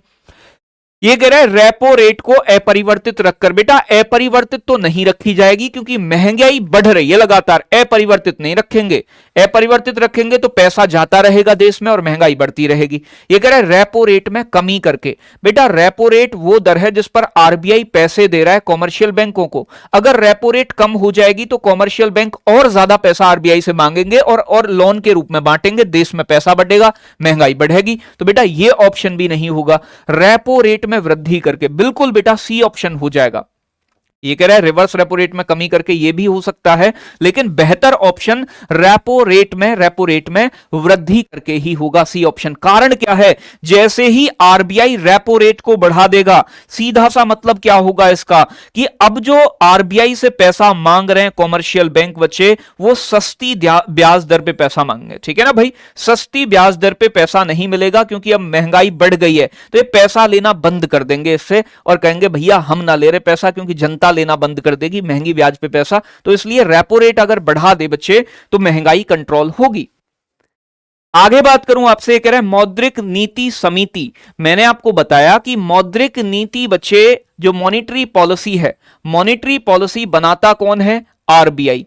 आरबीआई बेटा, तो आरबीआई तो एक ऑर्गेनाइजेशन है, आरबीआई के अंदर भी तो कोई बनाता होगा, उसे कहा जाता है एमपीसी, मॉनिटरी पॉलिसी कमेटी, मौद्रिक नीति समिति कहते हैं। इसके अंदर कुल 6 सदस्य होते हैं बच्चे। कितने सदस्य होते हैं? 6। 3 सदस्य इसके आते हैं रिजर्व बैंक ऑफ इंडिया की तरफ से और 3 सदस्य इसके आते हैं सेंट्रल गवर्नमेंट की तरफ से, यानी कि केंद्र सरकार की तरफ से आते हैं। बात समझ में आ रही है? तो बच्चे इसका अध्यक्ष एमपीसी को ही बोलते हैं, मौद्रिक नीति समिति यानी कि मॉनिटरी पॉलिसी कमेटी। इसका अध्यक्ष होता है आरबीआई का गवर्नर। कौन होता है बच्चे? आरबीआई गवर्नर इसका अध्यक्ष होता है। यह बात आपको क्या रखनी है? ध्यान रखनी है। बात क्लियर है? तो आरबीआई के गवर्नर जो होंगे बच्चे, वो कौन होंगे? मौद्रिक नीति समिति के अध्यक्ष होंगे। तो सी ऑप्शन सही हो जाएगा। आरबीआई हर 2-3 महीने में चेक करता है कि भैया देश में महंगाई तो नहीं बढ़ी है। अगर महंगाई बढ़ जाती है तो इन रेट को बदलाव किया जाता है, मंदी ज्यादा आ जाती है तो भी रेट बदले जाते हैं। ठीक है ना भाई?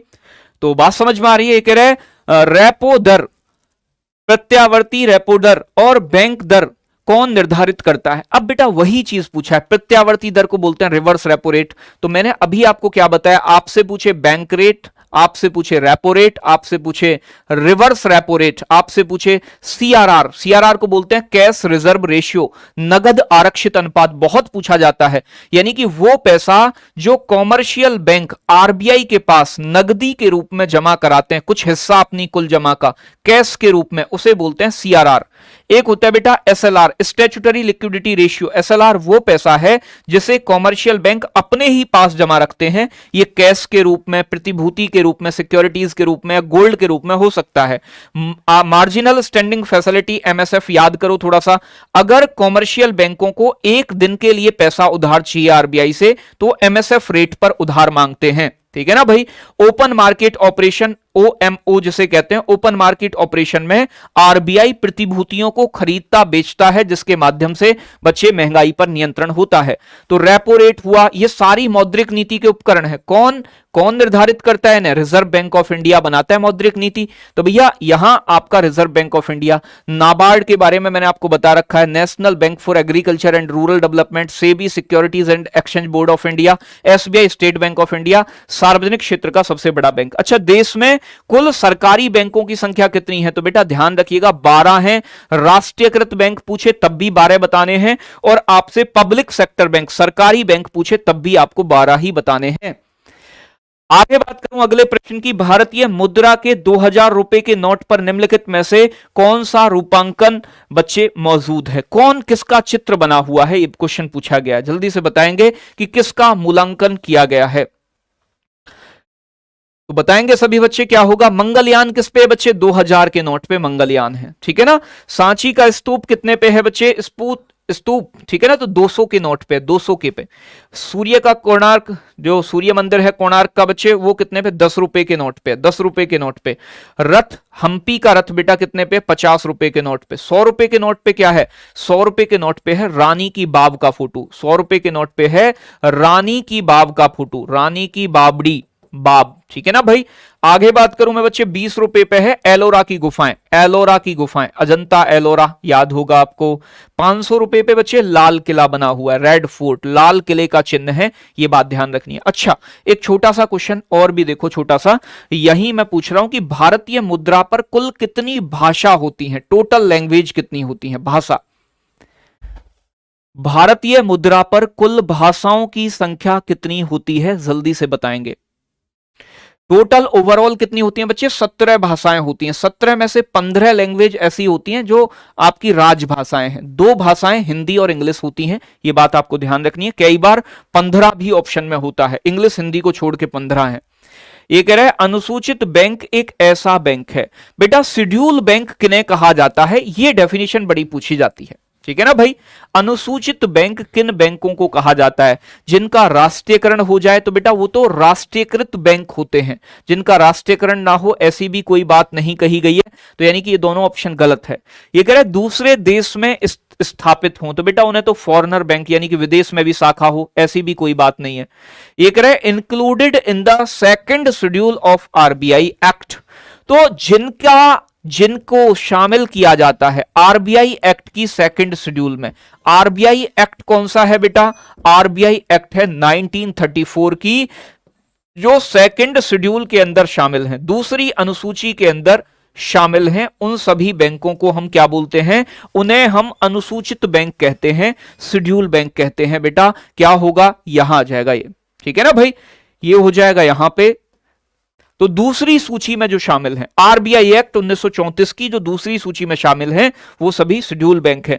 राष्ट्रीयकृत बैंक वो हैं जिनमें 50% से ज्यादा यानी कि 51% पैसा किसका हो? सरकार का लगा हो। तो 50 नहीं 51 बताओगे, ऑप्शन में अगर 51 है तो 51 लगाना, या 50% से अधिक। भारतीय रिजर्व बैंक वाणिज्यिक बैंकों को जिस दर पर अल्पकालिक ऋण देता है उसे क्या कहते हैं? देखो भाई, मैंने आपको बताया कि आरबीआई जो कॉमर्शियल बैंकों को पैसे देता है, कॉमर्शियल बैंक मतलब वाणिज्यिक बैंक, वो 2 दरों पर देता है। एक तो होती है बैंक रेट बीआर, एक होती है रेपो रेट। देखो भाई, बैंक रेट पर जो देता है वो लॉन्ग टर्म के लिए देता है, लंबे समय के लिए। रेपो रेट पर जो देता है वो शॉर्ट टर्म के लिए देता है, शॉर्ट टर्म मतलब थोड़े समय के लिए।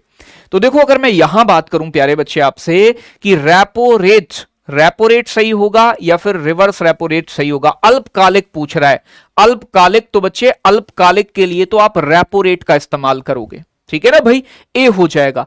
बच्चे बैंक रेट पर लंबे समय के लिए देता है। रिवर्स रेपो रेट उल्टा होता है, जिस पर कॉमर्शियल बैंक अपना पैसा आरबीआई के पास जमा कराते हैं, आरबीआई बदले में इसे ब्याज के रूप में भी ब्याज देता है। ये कह रहा है कैश रिजर्व रेशियो, नगद आरक्षित अनुपात, जिसे हम सीआरआर कहते हैं। सीआरआर वो पैसा है जो मैंडेटरी है, यानी कि जरूरी है, हर बैंक सीआरआर एसएलआर मेंटेन करता है, यानी कि जो कॉमर्शियल बैंक आरबीआई के पास अपना कुछ पैसा अपने टोटल जमा में से कैश के रूप में, नकदी के रूप में आरबीआई के पास जमा कराते हैं। तो कई बार सीआरआर का फुल फॉर्म पूछेगा, नगद आरक्षित अनुपात, कैश रिजर्व रेशियो, ध्यान रखना है, ठीक है ना भाई। आगे बात करें बच्चे अगले प्रश्न की। अगला प्रश्न क्या कह रहा है? यह कह रहा है बैंक दर क्या है? बैंक दर, अब बेटा वही चीज है कि क्वेश्चन आपको घुमाएगा और आपको यह लगेगा कि भैया ये क्वेश्चन तो बड़े टिपिकल हैं, लेकिन वास्तव में मैंने इतने क्वेश्चन आपको बता दिए हैं कि आपको दिक्कत होने वाली है ही नहीं इसमें, ठीक है ना भाई। क्या होगा करेक्ट आंसर? जल्दी से एक बार सभी प्यारे बच्चे आंसर करेंगे। तो बैंक रेट वह दर है जिस पर किसी देश का केंद्रीय बैंक, सेंट्रल बैंक, देश के अन्य बैंकों को ऋण देता है। ये कह रहे हैं वह दर जिस पर बैंक ग्राहकों को ऋण देता है। बेटा नहीं, गलत हो जाए, ग्राहकों वाली बात तो होगी नहीं। ये कह रहा है वह दर जिस पर बैंक परस्पर ऋण देते हैं, आपस में एक दूसरे को ऋण देते हैं। बेटा आपस में नहीं देते हैं, बैंक रेट पर, ठीक है ना भाई। ये कह रहे हैं वह दर जिस पर बैंक महाजन, जो बच्चे ब्याज ब्याज का काम करते हैं, उन्हें ऋण देते हैं। तो ए ऑप्शन बिल्कुल सही हो जाएगा। बैंक रेट वह रेट है जिस पर किसी देश का केंद्रीय बैंक देश के कॉमर्शियल बैंकों को पैसे उधार देता है। रिवर्स रेपो रेट पे इसका उल्टा हो जाता है। ऐसे प्रश्न पूछे गए हैं। भारत में ऋण नियंत्रण किसके द्वारा होता है? देश के अंदर पैसा बढ़ जाए, ठीक है ना भाई, इसे हम क्रेडिट कंट्रोल भी कहते हैं। एक तरीके से क्रेडिट कंट्रोल करने का या क्रेडिट का या धन का नियंत्रण करने का, ठीक है ना। ये लिख रहा है ना क्रेडिट, क्रेडिट मतलब सीधा सा समझो पैसे का। तो भारत में ऋण नियंत्रण, क्रेडिट का कंट्रोल कौन करता है? अगर आपसे पूछे कि भारत में साख का नियंत्रण कौन करता है, साख का, तो भैया साख का नियंत्रण भी बेटा यही करता है। कौन? RBI, reserve bank of India. ऋण का नियंत्रण भी मौद्रिक नीति के द्वारा आरबीआई ही करता है, रिजर्व बैंक ऑफ इंडिया। लेकिन अगर पूछे क्रेडिट फॉर्मेशन, अगर आपसे पूछे कि क्रेडिट फॉर्मेशन का काम किसका है, क्रेडिट फॉर्मेशन से मतलब क्या होता है बच्चे? क्रेडिट फॉर्मेशन कहते हैं साख का निर्माण करना। साख का निर्माण कौन करता है? तो साख का निर्माण करते हैं कॉमर्शियल बैंक, वाणिज्यिक बैंक, जिनमें आपका अकाउंट होता है, ठीक है ना भाई। तो ये बात ध्यान रखिएगा। आगे बात करूं बच्चे अगले प्रश्न की। कह रहे हैं भारत में उदारीकरण, निजीकरण और वैश्वीकरण की शुरुआत किस साल हुई थी? बेटा नाबार्ड का हेडक्वार्टर मुंबई में है, मैंने आपको बताया है नाबार्ड मुंबई में है। और कैसे बताएं बताओ? शिवरामन समिति की सिफारिश पर स्थापना हुई नाबार्ड। फुल फॉर्म है national bank for agriculture and rural development. तो बताएंगे भारत में उदारीकरण, निजीकरण और वैश्वीकरण। आपको पता है बच्चे, राजीव गांधी की सरकार के समय बड़ी दिक्कत हुई देश में। तो भारत में जब दिक्कत हुई, फॉरेक्स रिजर्व सिर्फ इतना बचा कि 15 दिन का व्यापार चल सकता है। उस समय देश के अंदर न्यू इकोनॉमिक पॉलिसी लाई गई, जिसे हम एनईपी भी कहते हैं। न्यू एजुकेशन पॉलिसी मत कर देना, न्यू इकोनॉमिक पॉलिसी, नई आर्थिक नीति लाई गई। नई आर्थिक नीति लाई गई। नई आर्थिक नीति, जब देश में जैसे गाड़ी खराब हो जाती है ना, सर्विस करवाते हैं, ऐसे ही देश में जब बेटा दिक्कतें आती हैं तो नई पॉलिसी लाई जाती है। तो भारत गया था आईएमएफ के पास। आईएमएफ ने कहा कि भैया पैसा तो दे देंगे, लेकिन देश में बदलाव करने पड़ेंगे थोड़े से। ये बात है कब की बच्चे? ये बात है 1991 की, 1991 की बात है। ये सारी जो चल रहा है खेल, ठीक है ना भाई, 1991 की बात है। 24 जुलाई 1991 में, 24 जुलाई 1991 में न्यू इकोनॉमिक पॉलिसी लाई गई, जिसे हम एलपीजी रिफॉर्म्स के नाम से भी जानते हैं। एलपीजी रिफॉर्म्स भी जिसे कहा जाता है, एलपीजी सुधार किए गए। इसमें देश के अंदर 3 बड़े बदलाव हुए। एक था आपका लिबरलाइजेशन, एक था आपका प्राइवेटाइजेशन, एक था आपका ग्लोबलाइजेशन। यानी कि इसे ही एलपीजी कहते हैं। तो एलपीजी सुधार कब हुए बच्चे? 1991 में। एलपीजी रिफॉर्म्स के समय, देखो लिबरलाइजेशन का मतलब है उदारीकरण, उदार हो जाना। जो देश के अंदर उद्योग लगाने के लिए लाइसेंस की आवश्यकता होती थी ना, उसे खत्म कर दिया गया, उदार बनाया गया, कुछ उद्योगों को ही लाइसेंस के अंदर रखा गया। प्राइवेटाइजेशन मतलब चीजों को प्राइवेट किया गया। ग्लोबलाइजेशन का मतलब अपने देश को दूसरे देश की कंपनियों के लिए भी खोल दिया गया। तो ये 3 बदलाव किए गए। और इस समय पीएम थे बच्चे नरसिम्हा राव। कौन थे? नरसिम्हा राव। नरसिम्हा राव इस समय के पीएम थे। और इस समय फाइनेंस मिनिस्टर थे मनमोहन सिंह। मनमोहन सिंह, मनमोहन सिंह फाइनेंस मिनिस्टर हैं इस समय। इन्हें सिंह राव सुधार के नाम से भी जानते हैं। और भारतीय अर्थव्यवस्था के लिबरलाइजेशन यानी कि उदारीकरण का अग्रदूत मनमोहन सिंह को ही कहा जाता है। बात आपको ध्यान रखनी है। आगे करें, केंद्रीय रेलवे बजट को सामान्य बजट के साथ प्रस्तावित यानी कि विलय किस वर्ष किया जाएगा? यानी कि किस वर्ष किया गया कर लोगे तो ज्यादा बेहतर है। जाएगा तो मतलब हो गया है, अब तो निकल गया है समय। तो बताओ मुझे जल्दी से क्या होगा सही आंसर। आपस में बातचीत बिल्कुल ना करें और क्वेश्चन का आंसर करें, क्योंकि बेटा ये इकोनॉमिक्स है, थोड़ा सा समझने में इसमें दिक्कत हो सकती है, इसलिए कमेंट सेक्शन में सिर्फ आंसर करें। आपको ये बात पता है बच्चे, एक समिति बनी थी जिसका नाम है एकवर्थ समिति, एकवर्थ कमेटी। एकवर्थ समिति की सिफारिश पर 1924 में 1924 में रेलवे के बजट को आम बजट से अलग कर दिया गया। रेलवे बजट को बच्चे जनरल बजट से, आम बजट से अलग कर दिया गया। इसके बाद बच्चे 2016 में क्या हुआ है? 2016 में घोषणा की गई है, यह प्रस्ताव पारित किया गया विवेक देवरॉय समिति की सिफारिश पर। विवेक देवरॉय समिति की सिफारिश पर कि भैया दोबारा से रेलवे बजट को आम बजट के साथ मर्ज कर दिया जाएगा। और यह किस वित्तीय वर्ष से हुआ है? तो 2017-18 से यह एक हुआ है। बात समझ में आई? तो बेटा क्या होगा? 2017-18 बजट को यानी कि वार्षिक वित्तीय विवरण कहते हैं, एनुअल फाइनेंशियल स्टेटमेंट। यह आर्टिकल कितने में रखा गया है? 112 में। कौन प्रस्तुत करता है? फाइनेंस मिनिस्टर, याद रखिएगा। ठीक है ना भाई? चलो, तो क्या हो जाएगा बच्चे? ए ऑप्शन करेक्ट हो जाएगा। 2017-18 से विवेक देवरॉय समिति की सिफारिश पर इन्हें दोबारा से मर्ज कर दिया गया। इनमें से कौन सी महारत्न कंपनी का मतलब दर्जा प्राप्त कंपनी नहीं है? ये कह रहा है एमटीएनएल है बेटा, एमटीएनएल। आईओसीएल है, भेल है, गेल है, कौन सी होगी जल्दी से बताएंगे। अगर मैं बात करूं बच्चे एमटीएनएल, एमटीएनएल, पहले ये समझो कि महारत्न कंपनी की संख्या कितनी है वर्तमान में पूछी जाती है। महारत्न, एक होती है बच्चे आपका नवरत्न, एक होती है मिनी रत्न कंपनी। ठीक है ना भाई, mini Ratna.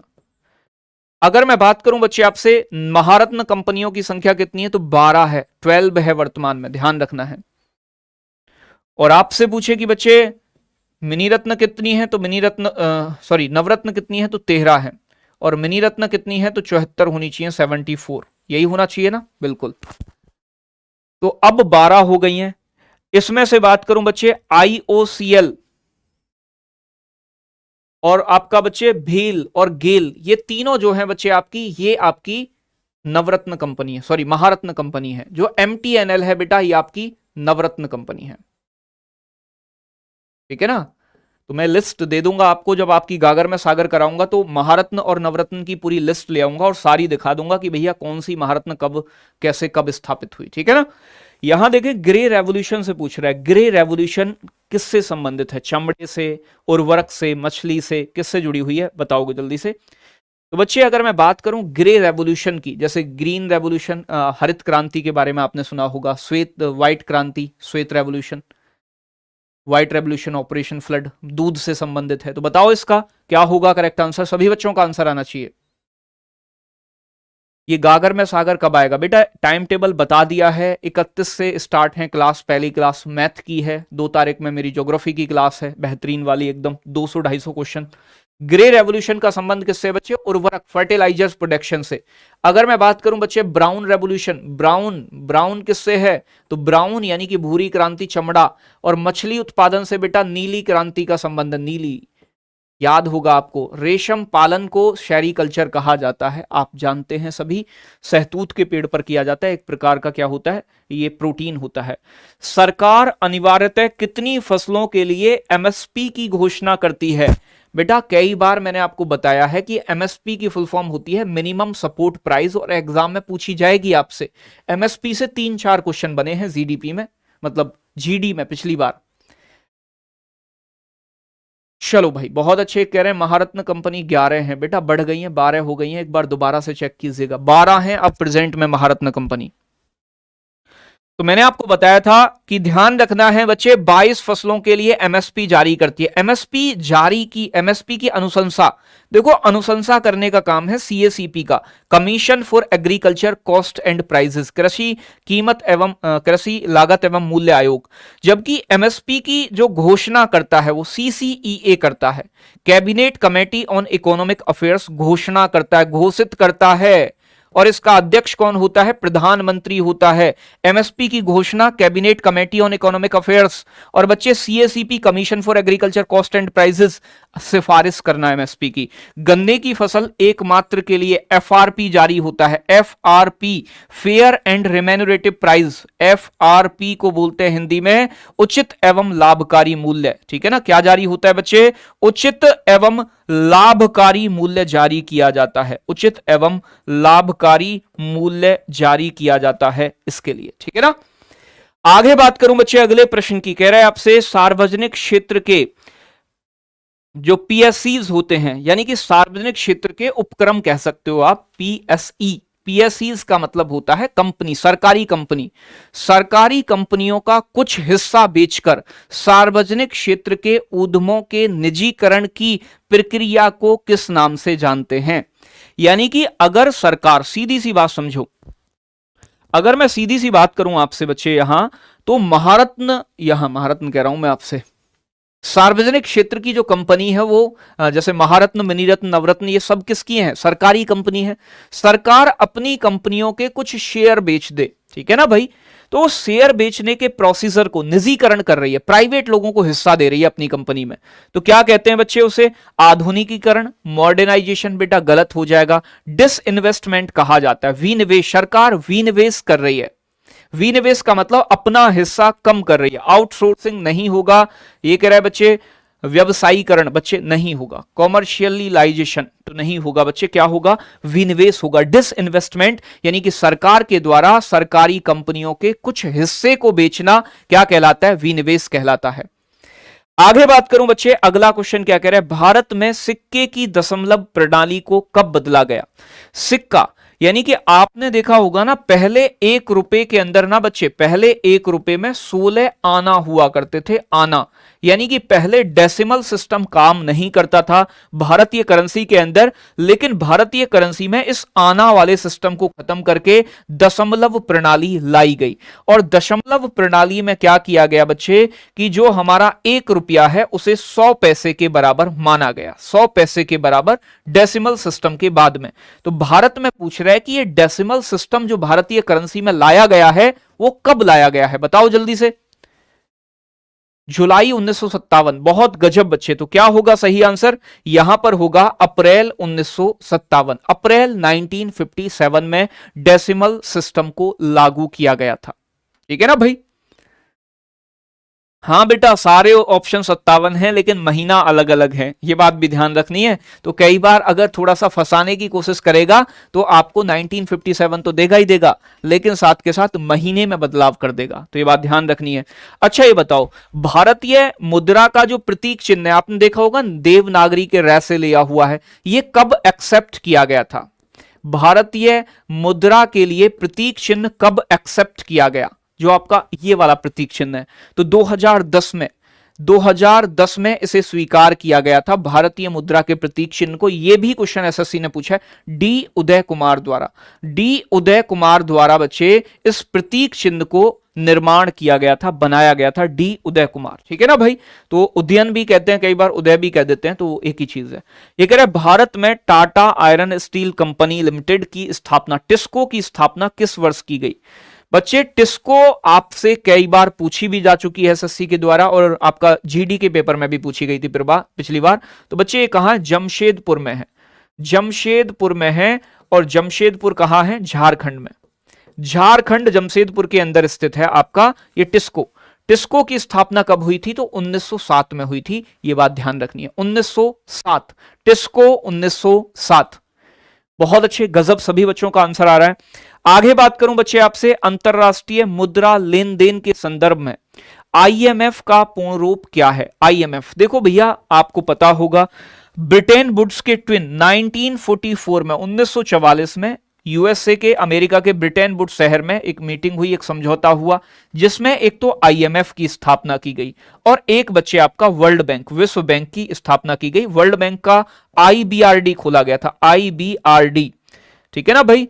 IBRD, international bank for reconstruction and development की स्थापना की गई। इन दोनों के हेडक्वार्टर वॉशिंगटन डीसी में है। कहां है? वॉशिंगटन डीसी के अंदर है, वॉशिंगटन डीसी के अंदर है। देखो, किसी देश का भुगतान असंतुलन, किसी देश में विदेशी मुद्रा की कमी आ जाती है तो आईएमएफ हेल्प करता है, और किसी देश के विकास के लिए आईबीआरडी मदद करता है। International bank for reconstruction and development को ही वर्ल्ड बैंक के नाम से आप जानते हो। बात समझ में आ रही है?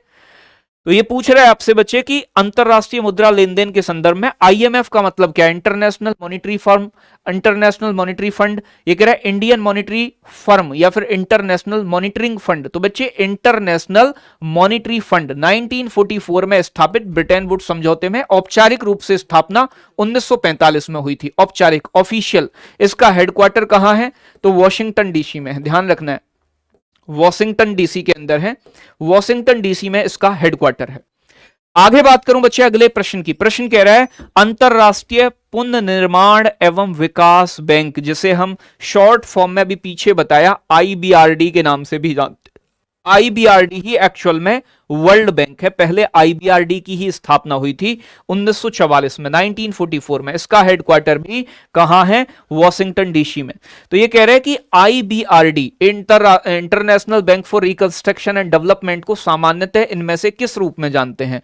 तो भैया भारतीय रिजर्व बैंक बेटा हमारे देश का बच्चे सेंट्रल बैंक है, आरबीआई। एसबीआई एक कॉमर्शियल बैंक है, आप सभी जानते हैं। आईएमएफ मैंने आपको बता दिया, इंटरनेशनल मॉनिटरी फंड, आप सभी जानते हैं कि ये आपका किसके लिए? भुगतान असंतुलन के लिए। भुगतान असंतुलन, पैसे की दिक्कत आ जाती है तब पैसा देता है। तो क्या होगा बच्चे सही ऑप्शन? वर्ल्ड बैंक को ही आईबीआरडी के नाम से जाना जाता है। आईबीआरडी मतलब वर्ल्ड बैंक, मतलब बेटा विश्व बैंक। आगे बात करूं अगले प्रश्न की। अगला प्रश्न कह रहा है एमआरटीपी अधिनियम 1969 में निम्नलिखित में से एमआरटीपी में कौन सा पूर्ण रूप सही है? देखो, एमआरटीपी एक्ट जो आया था 1969 में आया था। एमआरटीपी जो चीजों पर एकाधिकार कर लेते थे ना, एकाधिकार यानी कि किसी का एकाधिकार ना हो, इसलिए लाया गया था एमआरटीपी। तो एमआरटीपी को सरल बनाते हुए एमआरटीपी के स्थान पर 2002 में, ठीक है ना, एमआरटीपी को खत्म कर दिया गया सन 2002 में, और इसके स्थान पर आया है कॉम्पिटिशन एक्ट, प्रतिस्पर्धा अधिनियम। प्रतिस्पर्धा अधिनियम, प्रतिस्पर्धा अधिनियम कब आया आपसे पूछे तो प्रतिस्पर्धा अधिनियम आया है बच्चे, कंपटीशन एक्ट आया है 2002 में एमआरटीपी की जगह। एमआरटीपी की फुल फॉर्म क्या होती है? मोनोपोलीज रिजर्वेशन, बेटा गलत हो जाएगा, मनी रिजर्वेशन गलत हो जाएगा, monopolies restrictive and trade practices act, तो बिल्कुल सही हो जाएगा सी ऑप्शन, यानी कि monopolies restrictive trade and practices act. इसे कहते हैं बच्चे एकाधिकार एवं प्रतिबंधात्मक व्यापार व्यवहार अधिनियम। ठीक है ना, बात क्लियर हो रही है? एकाधिकार एवं प्रतिबंधात्मक व्यापार व्यवहार अधिनियम, इसे समाप्त किया गया 2002 में। इसके स्थान पर आया कंपटीशन एक्ट, प्रतिस्पर्धा अधिनियम। तो एमआरटीपी की फुल फॉर्म पूछी गई है, इंपोर्टेंट है, कई बार एग्जाम में पूछा गया है। इनमें से कौन सा पूंजीगत प्राप्ति का हिस्सा नहीं है? अब देखो बात समझनी है, यानी कि बच्चे देखो दो प्रकार की सरकार की इनकम होती है, आय होती है। एक तो होती है राजस्व आय, राजस्व आय, और एक होती है पूंजीगत आय, पूंजीगत आय। इसे बोलते हैं कैपिटल रिसिप्ट, इसे बोलते हैं रेवेन्यू रिसिप्ट। रेवेन्यू रिसिप्ट, ठीक है ना भाई। रेवेन्यू रिसिप्ट सरकार की ऐसी इनकम है जिससे सरकार की ना तो देनदारी बढ़े और ना ही सरकार पर कोई बच्चे, यानी कि सरकार पर देनदारी का मतलब कर्जा ना बढ़े, और ना ही सरकार को अपनी संपत्ति का नुकसान हो और पैसा भी आए सरकार के पास। तो बेटा अगर सरकार पैसे मतलब उधार लेगी तो बच्चे वो पैसे उधार लेना पूंजीगत में आता है, क्योंकि पूंजीगत मतलब उधारी को बढ़ाता है। विनिवेश का मतलब होता है डिसइन्वेस्टमेंट का मतलब सरकार अपनी संपत्ति का हिस्सा बेचे, अपनी कंपनी के शेयर बेचे, तो इसमें भी सरकार की संपत्ति कम हो रही है, वो भी, ये भी पूंजीगत में आएगी, ये भी पूंजीगत में आएगी। ऋणों की वसूली, ऋण की वसूली, बेटा अगर ऋण की वसूली कर रही है, अपना ऋण दे रखा है, तो वो भी आपका पूंजीगत में आएगा। लेकिन टैक्स से जो पैसा आता है सरकार का, टैक्स का पैसा बेटा कोई वापस करती है सरकार टैक्स का पैसा। तो जितने भी सरकारी कंपनियों का प्रॉफिट मान लो आप, ठीक है ना, सरकार की कंपनियों का प्रॉफिट वो क्या है आपका, वो रेवेन्यू रिसिप्ट है। सरकार का टैक्स से जो इनकम आती है रेवेन्यू रिसिप्ट है। सरकार जुर्माने लगाती है दुनिया भर के, आपके फाइन लगाती है, जैसे कि हेलमेट पहनने पर फाइन है, कहीं लिखा होगा यहां थूकना मना है, आप थूक दो, 200 रुपए 500 रुपए बच्चे उस पर भी फाइन है। तो ये जितने भी फाइन होते हैं सरकार के, कैसी रिसिप्ट हैं, रेवेन्यू, जिससे सरकार पर कर्जा नहीं बढ़ता, ना ही सरकार को वापस देने हैं ये, ठीक है ना। बाकी के सारे कैसे हो जाएंगे आपके, पूंजीगत हो जाएंगे, पूंजीगत बेटा। ये कह रहे घरेलू मुद्रा के बाह्य मूल्य में कमी को क्या कहा जाता है। जो हमारी डोमेस्टिक करेंसी है, घर की मुद्रा है, जैसे कि रुपया हमारी घरेलू मुद्रा है, इसके जो बाहरी मूल्य, इंटरनेशनल वाला जो मूल्य है, तो बच्चे उसकी अगर कमी कर दी जाए सरकार के द्वारा तो उसे किस नाम से जानते हैं, जल्दी से बताओगे। तो बच्चे अगर मैं बात करूं बच्चे घरेलू मुद्रा यानी कि डोमेस्टिक करेंसी के बाहरी मूल्य में कमी करने को, मुद्रास्फीति में कमी तो बेटा महंगाई में कमी होते हैं, मुद्रा का अवमूल्यन कहते हैं। क्रय शक्ति में वृद्धि बेटा गलत बात है। अगर मुद्रा का अवमूल्यन कर रहे हैं, रेट कम कर रहे हैं बच्चे, तो क्रय शक्ति तो बेटा क्या हो जाती है, घट जाती है। आर्थिक विकास बेटा नहीं, ठीक है ना। तो ये बात ध्यान रखिए, क्या बोलेंगे बच्चे, तो ध्यान रखना है मुद्रा का अवमूल्यन, डीवैल्यूएशन और करेंसी, ये कौन करती है, देश की सरकार करती है। कि विदेशी मुद्रा के सापेक्ष, जैसे डॉलर के सापेक्ष हम कह दें कि हमारे रुपए की कीमत कम हो गई है अब, तो बेटा कम की जाती है सरकार के द्वारा जानबूझ के, और ऐसा 3 बार हुआ है। कितनी बार हुआ है, तो मुद्रा का अवमूल्यन सरकार ने अब तक कितनी बार किया है, 3 बार किया है। एक तो 1949 में, और एक 1966 में 1966 में, और एक किया था बच्चे 1991 में 1971 में। 3 बार देश की सरकार ने जानबूझ के हमारे देश की मुद्रा की कीमत को कम किया है। और सरकार ऐसा क्यों करती है बच्चे, अगर हमारे देश की मुद्रा की कीमत कम होगी तो हमारे देश में सामान सस्ता मिलेगा, सामान सस्ता मिलेगा तो दूसरे देश हमारे देश से सामान खरीदेंगे, जिससे कि हमारा व्यापार बढ़ेगा, यानी कि हमारा एक्सपोर्ट बढ़ जाएगा, एक्सपोर्ट बढ़ जाएगा। तो एक्सपोर्ट को इंक्रीज करने के लिए, यानी कि बच्चे निर्यात को बढ़ाने के लिए, आयात को नहीं, निर्यात को प्रोत्साहित करने के लिए सरकार ऐसा करती है। बात समझ में आ रही है। आगे बात करूं बच्चे, कह रहे हैं निम्न में से कौन सा कर प्रत्यक्ष कर है। प्रत्यक्ष यानी कि डायरेक्ट टैक्स। बच्चे अगर कस्टम ड्यूटी की बात करूं कि दूसरे देश से कोई सामान आप भारत लेके आते हो तो कस्टम ड्यूटी लगती है, या भारत से सामान बाहर जाता है तब भी कस्टम ड्यूटी लगती है, यह प्रकार का इनडायरेक्ट टैक्स है। इनडायरेक्ट टैक्स का एग्जांपल है उत्पाद शुल्क, किसी वस्तु के उत्पादन पे लगता था अब नहीं लगता है, तो भैया ध्यान रखिएगा एक्साइज ड्यूटी अब नहीं लगती है, लेकिन कैसा टैक्स था, इनडायरेक्ट टैक्स था एक्साइज ड्यूटी। अगर मैं बात करूं बिक्री कर, सेल्स टैक्स बच्चे इनडायरेक्ट टैक्स का एग्जांपल है। आप सभी जानते हैं कि किसी वस्तु या सेवा पर लगे तो वो इनडायरेक्ट टैक्स होते हैं। इनकम टैक्स किसी की इनकम पर लगता है, और जो टैक्स किसी व्यक्ति या फिर किसी फर्म की इनकम पर लगे वो बच्चे आपका सभी टैक्स डायरेक्ट टैक्स होते हैं। तो इनकम टैक्स कैसा होगा प्यारे बच्चे, डायरेक्ट टैक्स का एग्जांपल होगा, याद रखिएगा। आगे बात करूं बच्चे अगले प्रश्न की, कह रहे हैं जीएसटी लागू करने वाला पहला देश कौन सा था। आपको पता है बच्चे जीएसटी सबसे पहले 1954 में लागू किया था फ्रांस ने, तो सबसे पहले जीएसटी फ्रांस ने लागू किया। भारत का जो मॉडल है जीएसटी का, भारत का जो मॉडल है वो किस देश के मॉडल पर आधारित है, कनाडा के मॉडल पर आधारित है। ये बात भी आप जानते हो बेहतर तरीके से, कनाडा के मॉडल पर आधारित है भारत का जीएसटी मॉडल। आगे बात करूं प्यारे बच्चे अगले प्रश्न की। अगला प्रश्न क्या कहता है, ये कह रहा है भारत में वस्तु एवं सेवा कर यानी कि जीएसटी के अधीन आने वाली 4 कर दरें कौन सी हैं, 4 टैक्स स्लैब कौन सी हैं। तो बच्चे जीएसटी के अंदर 4 टैक्स स्लैब को शामिल किया गया है। अगर मैं बात करूं कि 0% को भी ऐड कर लें तो ये 5 टैक्स स्लैब हो जाती हैं। तो 4 टैक्स स्लैब पूछिए कि कौन कौन सी हैं। 0 को तो हटा ही दो आप, तो 4 ही बचेंगी आपकी। एक तो हो गई 5%, एक 12%, एक 18% और एक 28%। 28% हाईएस्ट टैक्स स्लैब है, तो बी ऑप्शन आपका करेक्ट हो जाएगा, सही हो जाएगा। 5, 12, 18, 28 जीएसटी टैक्स स्लैब। जीएसटी कब लागू हुआ? 1 जुलाई 2017 में। कैसा कर है? अप्रत्यक्ष कर है, डेस्टिनेशन बेस्ड है। अगले क्वेश्चन का अब एक चीज और यहां समझो, आप मुझे बताओ कि जीएसटी को आने के बाद कितने टैक्स खत्म हो गए हैं। जीएसटी ने कितने टैक्स को खत्म कर दिया है, कितने टैक्सेस को रिप्लेस कर दिया है, कमेंट करके बताना है।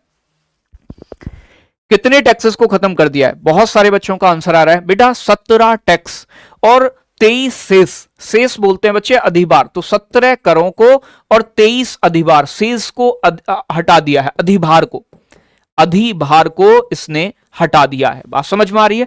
तो ये भी चीज याद रखने लायक है, याद रख सकते हो आप। ये 51वां क्वेश्चन है और लास्ट क्वेश्चन है आज का बच्चे। और पूरी इकोनॉमिक्स से मैंने कोशिश की है कि हर टॉपिक से मैं आपके लिए क्वेश्चन लेके आऊं, और सारे ही क्वेश्चन आज के इंपोर्टेंट रहे हैं कि आपको यहीं से आपके एग्जाम में हो सकता है क्वेश्चन देखने को बिल्कुल मिलेगा। आगे बात करूं बच्चे आपसे, तो इस क्वेश्चन का आंसर कमेंट सेक्शन में करोगे। सरकार के कुल व्यय और कुल ऋण को छोड़कर प्राप्तियों के बीच के अंतर को क्या कहा जाता है? देखो ध्यान से समझ लेना है। सरकार के कुल व्यय, कुल खर्चा और ऋणों को छोड़कर कुल कितने पैसे कमा रही है सरकार, इनके बीच का जो डिफरेंस होता है बच्चे, उसे किस नाम से जानते हैं?